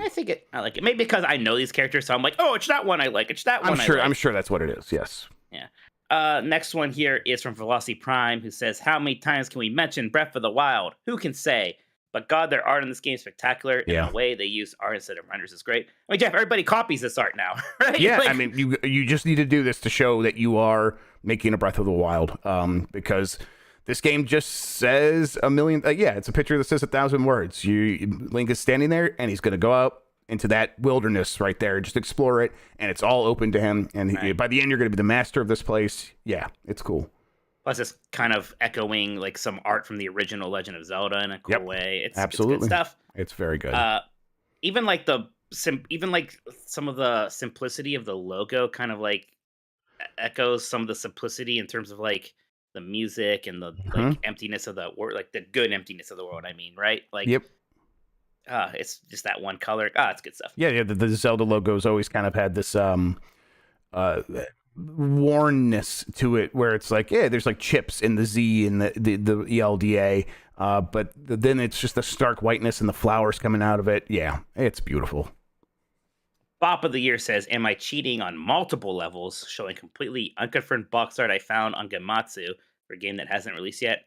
Yeah, so what? Sue me. All right, let's get our lawyers involved on this. That is pretty fun, though. That's a pretty fun box art. Yeah, Sports Story looks very good. I mean, if it comes out and that's on the box, I won't be surprised, but I also wouldn't be surprised if they kind of pare it down and make it less busy again. And then Benji Glasskey says, "Lame name, awesome art, talking about triangle strategy." That is very attractive box art. I like it a lot. Yes, it's moody. It's very moody. I mean, that's the art style these guys are kind of known for, so why not show that off? But again, looking at characters' backs, it's always just way more dramatic than looking at the front, Jeff. Just Right. is. If you're going to make your character small on the front of the box and not focus on their face, then you should have them with their back facing towards us, looking out into something else, because it is evocative. MonkeyBot 9K said, this year, 13 Sentinels, Aegis Rim, I think he said Aegis Rim came out on the Switch, and it quickly became one of my favorite games in recent memory. Its box art is great, featuring all of the most important characters, playable or not, each on a unique pose that reflects their personality and demeanor. Also noteworthy is the fact that this cover art fits better on the Switch box aspect ratio than on the PlayStation 4 one, which, cropped the image a bit on the top and bottom. I love this box art, this game, and having finally be able to play it, as I no longer have a PlayStation 4. P.S. Kudos to the Switch for having many games have alternate promotional art covers on the inside, which you can flip if you don't like the The regular reversible art. Yeah. I'm glad he brought this up just to remind me that I played this game this year, because it was earlier, and it wasn't a game that originally came out this year, because I liked 13 Sentinels a lot playing it on the Switch. This is another character clause, Jeff. How do you feel about this one? It's working a little bit better because I think it's maybe more consistent. Listen, the Persona 5 Royal one does feel like it's meant to emphasize the red-haired girl, and it's meant to like she's supposed to feel like she's out of place because she's new. And that's it. And I think that, to me, as someone who hasn't played Persona 5, it feels out of place. This feels consistent, and I feel I can get a good idea of what the world looks like. And then there's the giant mech looming in the background that's like, wait, what's going on there? So yeah, I like this. And that was a fun game. One of vs CPU says, Animal Crossing New Horizons. I like it because it does a good job showing what you do in the game. Do a bunch of random jobs while villagers slack off, and Tom looks at you like you owe him money. I paid my house off. I don't owe you shit, Nook. Look at Rod taking a nap on a beach chair over there. You know who paid for that chair, Rod? Me. Fuck Rod. Also really nice and colorful. That's very funny. Yes, I do like this. Is pretty. I mean, this is very cute. Yeah, I mean, it's not like doing anything crazy, but but Animal Crossing covers have always been good, and this is another good one. This is funny. Conky Dong says, I absolutely adore the box art for Okami, but I really love the box arts for Wind Waker, Twilight Princess, and Metroid Prime for the GameCube. Blowout direct this summer. Wow. Yeah, thanks. Wow. Oh, and also Metroid Prime Trilogy. There it is. Yeah. Wow. All right. We're not going to give this any more attention, actually. Yeah, go to hell. Dr. Sus says, I just love what they did with Metroid Dread. I just can't decide whether I like the regular cover with a badass Samus and the creepy Emmys in the back, or the special edition cover with just one Emmy on the front and Ravenbeak on the back. You know, Jeff, this game is now over a year old. I fucking love that game. Yeah, I love that game. It's one I think we're talking about games we might go back to when we have more time. Yeah. This is another one I might play again. Yeah. It's fucked up to say a Metroid game's underrated. I think Metroid Dread was underrated. It was nominated for Game of the Year and everything. I still feel like it was underrated. Agreed. I love that game. Matt Rare Monkey says, there are just so many Switch box arts that are amazing. Gotta go with. You've got Daemon Cross Machina, and then Absolute Drift Zen Edition, which is Ooh, look at that. I think I like that more than the Damon one. That's neat. Yeah, it looks I don't even great. know what this game is. What the hell is this? Serenity Forge. They were based in Colorado. I lived right by them. So they were high. Yeah. And they made this. Cool. Absolutely. Just a good old badass mech, and let's watch that not Toyota AE86 hit some slick drifts. You know, I love those sick drifts, Jeff. Yeah, Serenity Forge does put out a lot of indie games as physical games on the Switch. So, yeah, not surprised to see that they actually put out a box for that game. Super Harmon says, like most of the art in the game, this Hades cover is really Shrekking, and just looking at this makes me want to jump back into the game. I love Hades. Hades may have ruined the genre for me a little bit. Even games that I liked, like Rogue Legacy 2, I'm trying to think about, is that a top 10 game for me? And I'm just like, well, wasn't as good as Hades. I think, I know you don't agree with this. I even kind of feel like that about Vampire Survivor a little bit. I'm just like, I'd rather be playing Hades. They're different. I could see it. It's different enough for me. God, Hades fucking owns though. God, it's so good. Might be game of the generation. Jesus Christ, I don't know. It was a good game, man.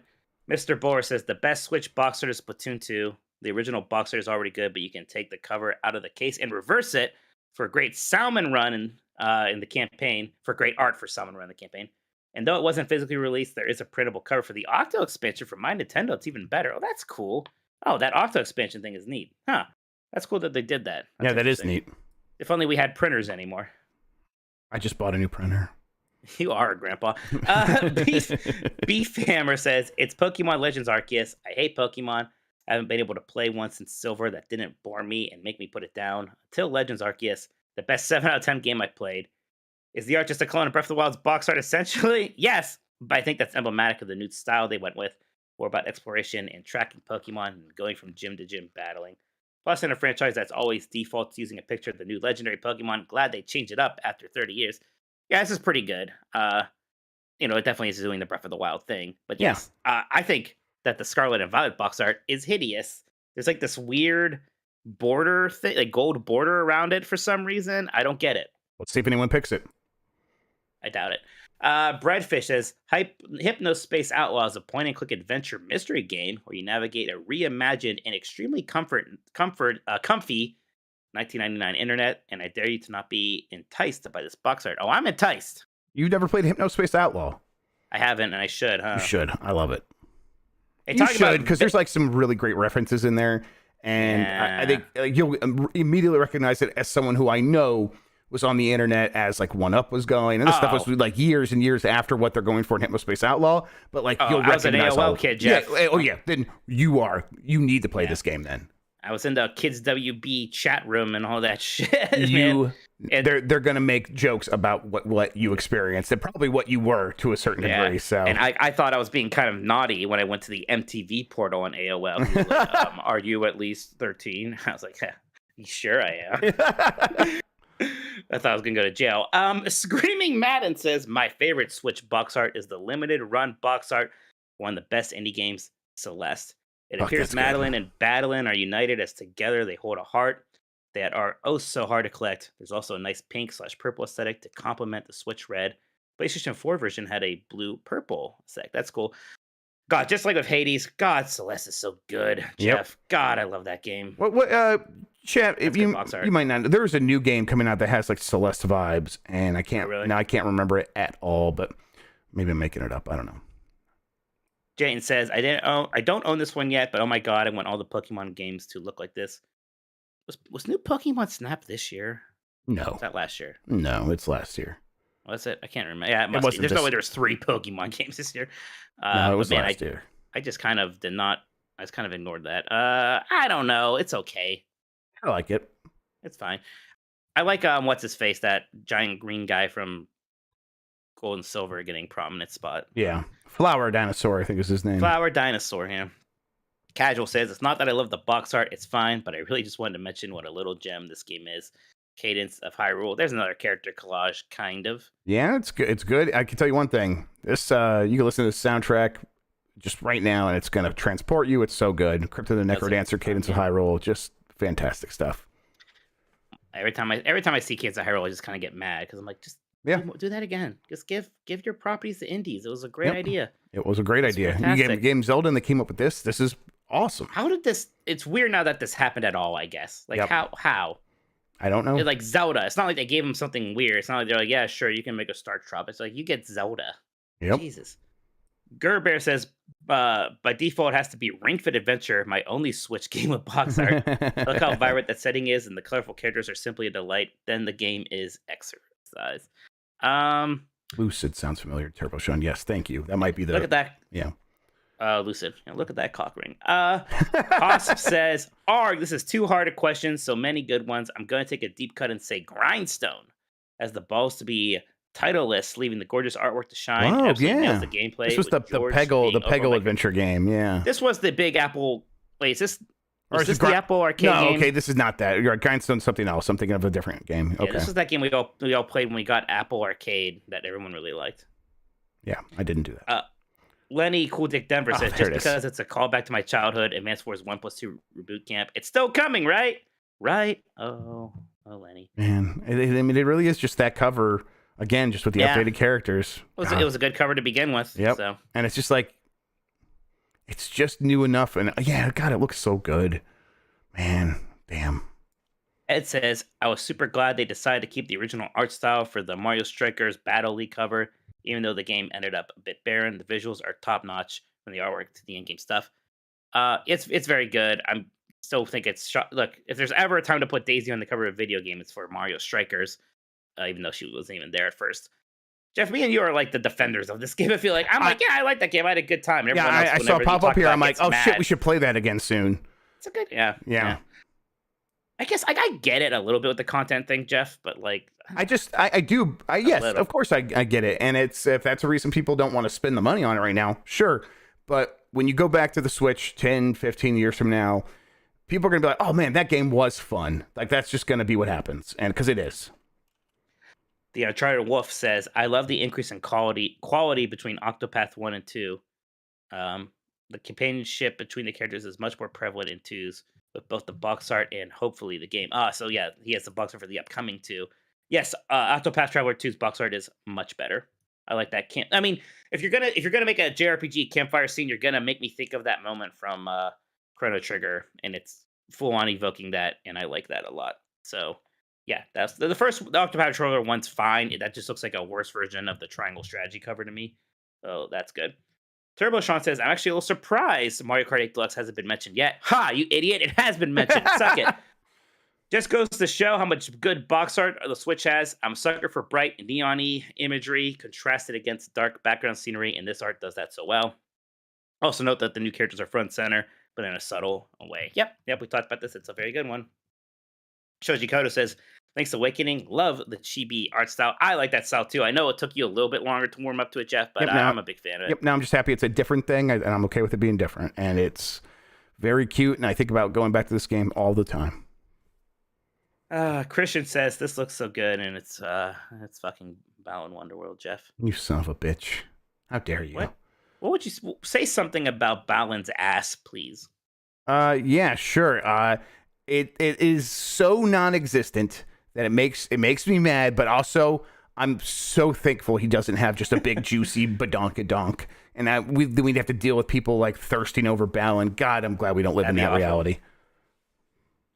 X-Core says just because, and there's Scarlet and Violet. Jeff, thank you. I'm still so mad about that Scarlet guy whose chest is more of a wheel than Violet guy's doesn't actually use the wheels, and I get more mad when people on Twitter are like, I get mad when they say, actually, I like that. No, that's just objective. But then I also get mad when they're like, well, biologically, it wouldn't make sense. I'm like, bitch, there's a Pokemon ice cream cone. For the love of God. But whatever. But Yeah, I actually just don't like. I do? don't like the borders. I think the borders, the gold borders look ugly. Yeah, I know you like it, Miles. It's sick. It's disgusting. It's disgusting, and you need help. Well, that was a lot of fun. I had a good time going through all these box arts, Jeff. I still think my favorite Nintendo box art ever is that Final Fantasy VI Super Famicom. That is just such a goat, as they say. But there was a lot of good stuff all around here. It's gorgeous. Yeah. So if you're listening to this episode, we went through every single console Nintendo generation. So go listen back to the last couple of weeks to get the full playback there. Jeff, how about? Oh, by the way, next week actually, I'm gonna be asking people for their Switch Game of the Year. Oh, cool! Good idea. Because we got this. Then we're gonna have to talk about what you're looking forward to next year, and who knows what Christmas is gonna be like. So we gotta get going on this stuff, everybody. Yeah, we should probably also. Me and Mike will figure out what we're gonna do for Game of the Year on game mesticides and stuff going forward. Yeah, because there's gonna be some. Yeah, we have to figure that out. It's exactly right. We'll figure it out Jeff, tonight. Would you like to read the super chats? We also have to figure out what we're doing about game mesticides this week, because normally it would be when the Game Awards is happening. So yes. We're probably not doing it Thursday night. Yes, I feel like we should do it maybe Thursday, or maybe just Friday, almost during the day, so we can talk about the Game Awards. Yeah, we can figure that out. We'll figure it out. Depends on my schedule.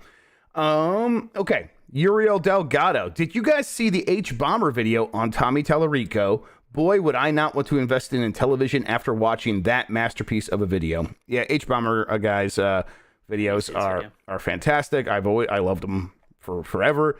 It's one of the very few things I'm very hipster about, because I watched H-Bomber guy when he had like 3,000 followers and was making videos being like, I don't really want to like sell him out on some of that stuff that he was saying back then, but it was like, I've watched him for so long that it's like, oh yeah, it's great to like see him do these massive videos that everyone is anticipating, and it's perfect. Like, he just takes down Tommy Tallarico in a way that I've been waiting for forever, for literally decades. So it owned, and Dean was in there interviewing Tommy Tallarico in one scene. That was very fun to see. That's great. What's next? Burrito. Again, just showing appreciation for Jeff. What is Grubb's favorite Subway sandwich, Grubb? And Mike, the spicy Italian Minotti. Welcome back, Mike. Thank you, Burrito. What my favorite sandwich from Subway? I do like the spicy Italian. I do like. I even like Mike Minotti, the spicy Italian. But I like their tuna fish is pretty good. Ew. Yeah, I like tuna. Gross. And I mean, there's nothing wrong with liking tuna, but liking that weird waterlogged shredded tuna thing that they have, that's a choice. no, it's fine. And then and then I really like their buffalo chicken sandwich because it's like a really good way to get a lot of sodium before a movie, and then you don't have to pee for like 12 hours. Oh, So- man, I need that. That's my pro strat. I no, that wasn't asked, but I actually go to Subway quite a bit. There's one literally like a minute from my house. I get a chicken bacon ranch quite a lot there. That's a good sandwich. Basic. From Rigo Romero. Hey, dogs. As a huge Nintendo fan, I find it weird that the Pokemon Company is so great at putting up world tournaments for Pokemon, but Nintendo isn't. Yeah, I mean, Pokemon's just a different thing when it comes It's to a different stuff. company. Yeah, it's a For some different reason, company. they realize these are great advertising opportunities in a way that Nintendo just never figured out. Right, but like the It's weird Pokemon because trading remember, card like, game is so important to the Pokemon Company, though. Yeah. It's central. Remember when like the Switch reveal trailer like ended with like a Splatoon 2 like giant esports Yeah. tournament? It was like the weirdest things. Like, you guys don't do that. Yeah, like, like, I you guess they're have gonna do it. Splatoon No, of course tournaments, not. but not like that. Yeah. Like, why are you pretending that that's something you care about? I don't know. And then special Nick, our boy. Everyone be sure to Hey. get hyped for the Xbox era Grubbsmith special. John is intruding, so if Mike wants to jump in, he can celebrate with us. Yeah, we're going to be doing our Oh, annual Christmas episode, so we'll be making that when happen. is that? I think we're doing it a couple days before Christmas this year because Okay, I have to see. Christmas gets busy. I Right. still need to find time to do the Kingdom Hearts Final Mixmas streams. I had to figure that out too. Yeah, I know they do them, Sean, but not like that presented it in that trailer. Come on. I think it's on Friday the 23rd, but I can't remember exactly. Oh, Nick's telling me right now. Let's see. I'll see. Oh, yes, just come on, Well, Mike. Never mind. We'll figure out the exact date, but we're gonna do it sometime around that week. And Is that it for? that does it for super chats. Yes, please. If you guys want to send a super chat in, we will still read it before the end of the show. Jeff, I didn't play too much on my Switch on the trip. What I played a lot of was Marvel Snap, because that was very easy just to play a bit of in bed before kind of drifting to sleep. Sure is. Saturday for Nick. That's right. Okay. Okay. I did try to play a bit more Pokemon Scarlet when I was waiting in the airport, and that game's fine. I think I didn't notice any improvements with that patch. Really, I don't know. Like maybe it's hard to tell. The game still wasn't running very well. I was still running around like catching some Pokemon, and I beat some giant crab, and that was okay. Oh, a giant Yeah. enemy crab? Giant enemy crab. I did not flip it over and then attack its weak point for massive damage. Yeah, like I'm already at a point where it's like I could never play that game again and be okay, but also like maybe I'll play some more of it. Sure. But yeah, and I don't even know if if the game performed better, would I feel that much more strongly about it? I don't know. It's weird because I think it's better than Sword and Shield, and yet I actually did beat Sword and Shield. Maybe the problem is that I don't think it's as good as Arceus, and I played that not very long ago. For some reason, like Arceus spoke to me. For some reason in Arceus where you don't actually have to battle the Pokemon to catch that, I almost resent that I have to again. I was like, oh, just let me throw the fucking ball at them. Like, come on. Right, but then like don't in Scarlet and Violet, don't you have to not really like auto battles now for you, right? It can, but I don't think you can capture them that way because your Pokemon Right now, will you just don't kill capture them that way, but you can like upgrade your Pokemon that way, right? Yeah, you can do that, I guess, and maybe, but like that's not really my issue because I'm not even fighting that. Sure. many. Okay. Yeah. Basically, I'm only engaging a random Pokemon if I don't have it yet and want to capture it. Right. Otherwise, I'm getting enough XP from the trainers and whatnot. I think. Again, I probably still need to play even more of it. I'm not that far into it. I've beaten like one gym and I fought one giant dude. So again, I just got the dash thing at least, which means I'm now able to run into small Pokemon I can't see much more quickly than have to escape the battles. Oh, apparently auto battles get you very little XP. That would make sense. Yeah, it gets you Yeah, very that's little just- XP, but like you can like just do a whole bunch at a time, so Right. it seems to offset Clean itself. sweep. Yeah, exactly. Yeah, that's fine. I mean, I still like catching Pokemon. My one saving grace, Jeff, will be that I'm not like I don't care about post game at all. As far as I'm concerned, the Pokemon games don't have post game. If I beat Right. the Elite Four or whatever the goal is, I beat the game. So I'm not really worried about completing my Pokedex. I'm worried about having a team that Right. I am relatively happy with and then going and beating the thing. So that might get me through to beat the game. I don't know. I have it. I bought it. I'll probably play more of it, but I wouldn't be surprised if I don't. Also, at this point, I'm almost like I would rather just go back to Arceus too. I love throwing the Pokeballs at the characters and catching them. That was great. You're right. Yeah. That was maybe a standout feature that they should really bring into the main series. But whatever. My least favorite thing is when I'm like, am I gonna kill this Pokemon if I use this attack and then I can't capture it? I fucking hate when that happens. Because, like, especially with this new open world thing, you're sometimes just over leveled for an Yeah. area that you're at, or sometimes like under, and I just don't know. Like that original complaint I had with it, where it was open world, I'm like, well, is there level scaling? Because how does that work? And so there's not. There's not. It is sometimes kind of annoying. Yeah, that's it turned out they didn't actually have that figured out. I've been playing Super Kiwi 64, if you don't mind me stealing the microphone from you here. That game is really good. It is, again, $3. It is just trying to be Banjo-Kazooie. And it feels fantastic to play. It's one of these ones where it's like, okay, yeah, they're trying to be like an old 3D platformer from the N64 PlayStation, but we've received these from developers recently, and they have struggled to recapture that magic or just to nail the fundamentals of being fun. That Frogun game was very much trying to be an early PlayStation game to a fault. It was like to a fault, and it's Even like, Demon Turf was like Demon Turf is kind good. of that vibe. It's good. It wasn't as good as I was hoping. Maybe This game is just immediately feels like, oh, this feels as good as Mario. Yeah, absolutely. Just to move this character around. God damn it, I can't believe this is good. At least it's cheap. It's cheap. It also seems like it's pretty quick too, because it's these are very small worlds that you're running around in, because it's cheap.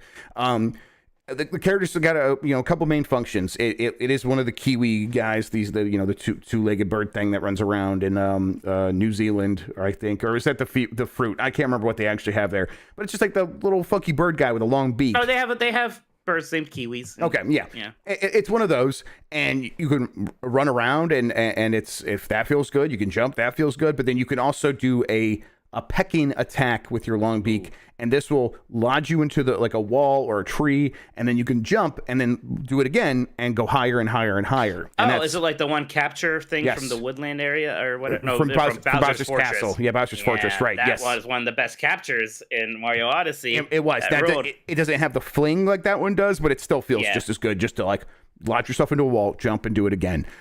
You could also jump and then double jump, and then little wings will come out of your backpack, and you could fly around like a little plane. And then at any time, you could hit the R button, hit the trigger, and you'll have a little propeller come out of your backpack. This makes you run faster, or it makes your plane glide go faster. And Okay, it so just that's kinda feels so good.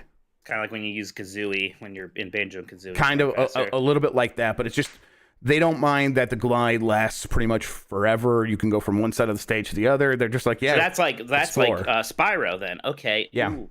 Oh God, this sounds like my jam. It's really well made. It looks exactly like an N64 game. That I wish there was like a kind of a CRT smear to it a little bit, but it's fine. No, it just looks like an N64 game. Looks like it on an LCD today, and yeah, I'm super impressed. But all you really do is you go on the stage, you find a certain number of gears, and you find the 6 jewels. And I'm like at like 20-ish jewels from going across 3 or 4 worlds. There's a little plane sitting in the central hub that says, once you have 40 jewels, you can jump in this plane. And I'm like, what's going to happen when I get in the plane? So I'm like, there's a reason to keep playing. It's just really well made. Like Spyro. It's like the hot air balloon Spyro. It's going to just take you to a place with more levels. Oh, God, I'm downloading this tonight. Yep. I kind of don't know how you can't just at least try. If you have any nostalgia for that, $3. I have less than a cup of coffee. Like, come on. Just love 3D platformers, and like a lot of those indie ones, I had in time, which a lot of people love, didn't really grab me. Maybe because I tried playing on Switch where it wasn't running very well. But, yes, I've been playing this on Steam Deck and on my PC. So, but I've heard people that have played it on. I mean, there's no reason it shouldn't run great on Switch. It's just an N64 game. Yeah. Yeah, it's cool. All right. Well, yeah, I got to play that then. Yep, and that's pretty much it for what's relevant to this podcast this week. Well, all right, then. I think we can start wrapping things up then. That was a fun show, Jeff. It was nice to be back. Glad you were back. Yep, yeah, it's good to be back. We will do, again, Game S Decides probably Friday. We're going to figure that out, but it is going to happen. The music is playing in case you can't hear it. Yeah, it's kind of weird for me, but that's okay. I think I got the noise canceling thing on. That's all good. Jeff, what's up tomorrow for you?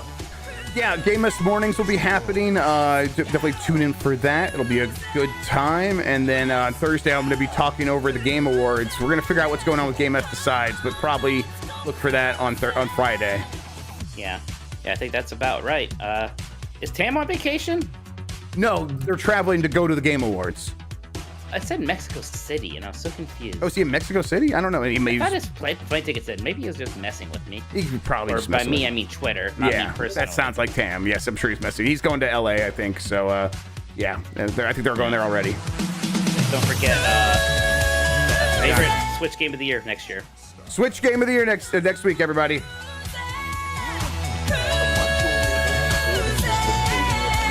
Justifiably in a position that I'd rather not be in.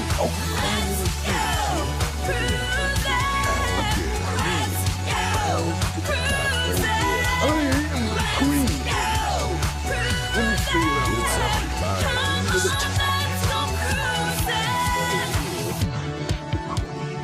the cream of the crop. On balance, off balance, doesn't matter. Nobody does it better. Wow. Balance doesn't matter.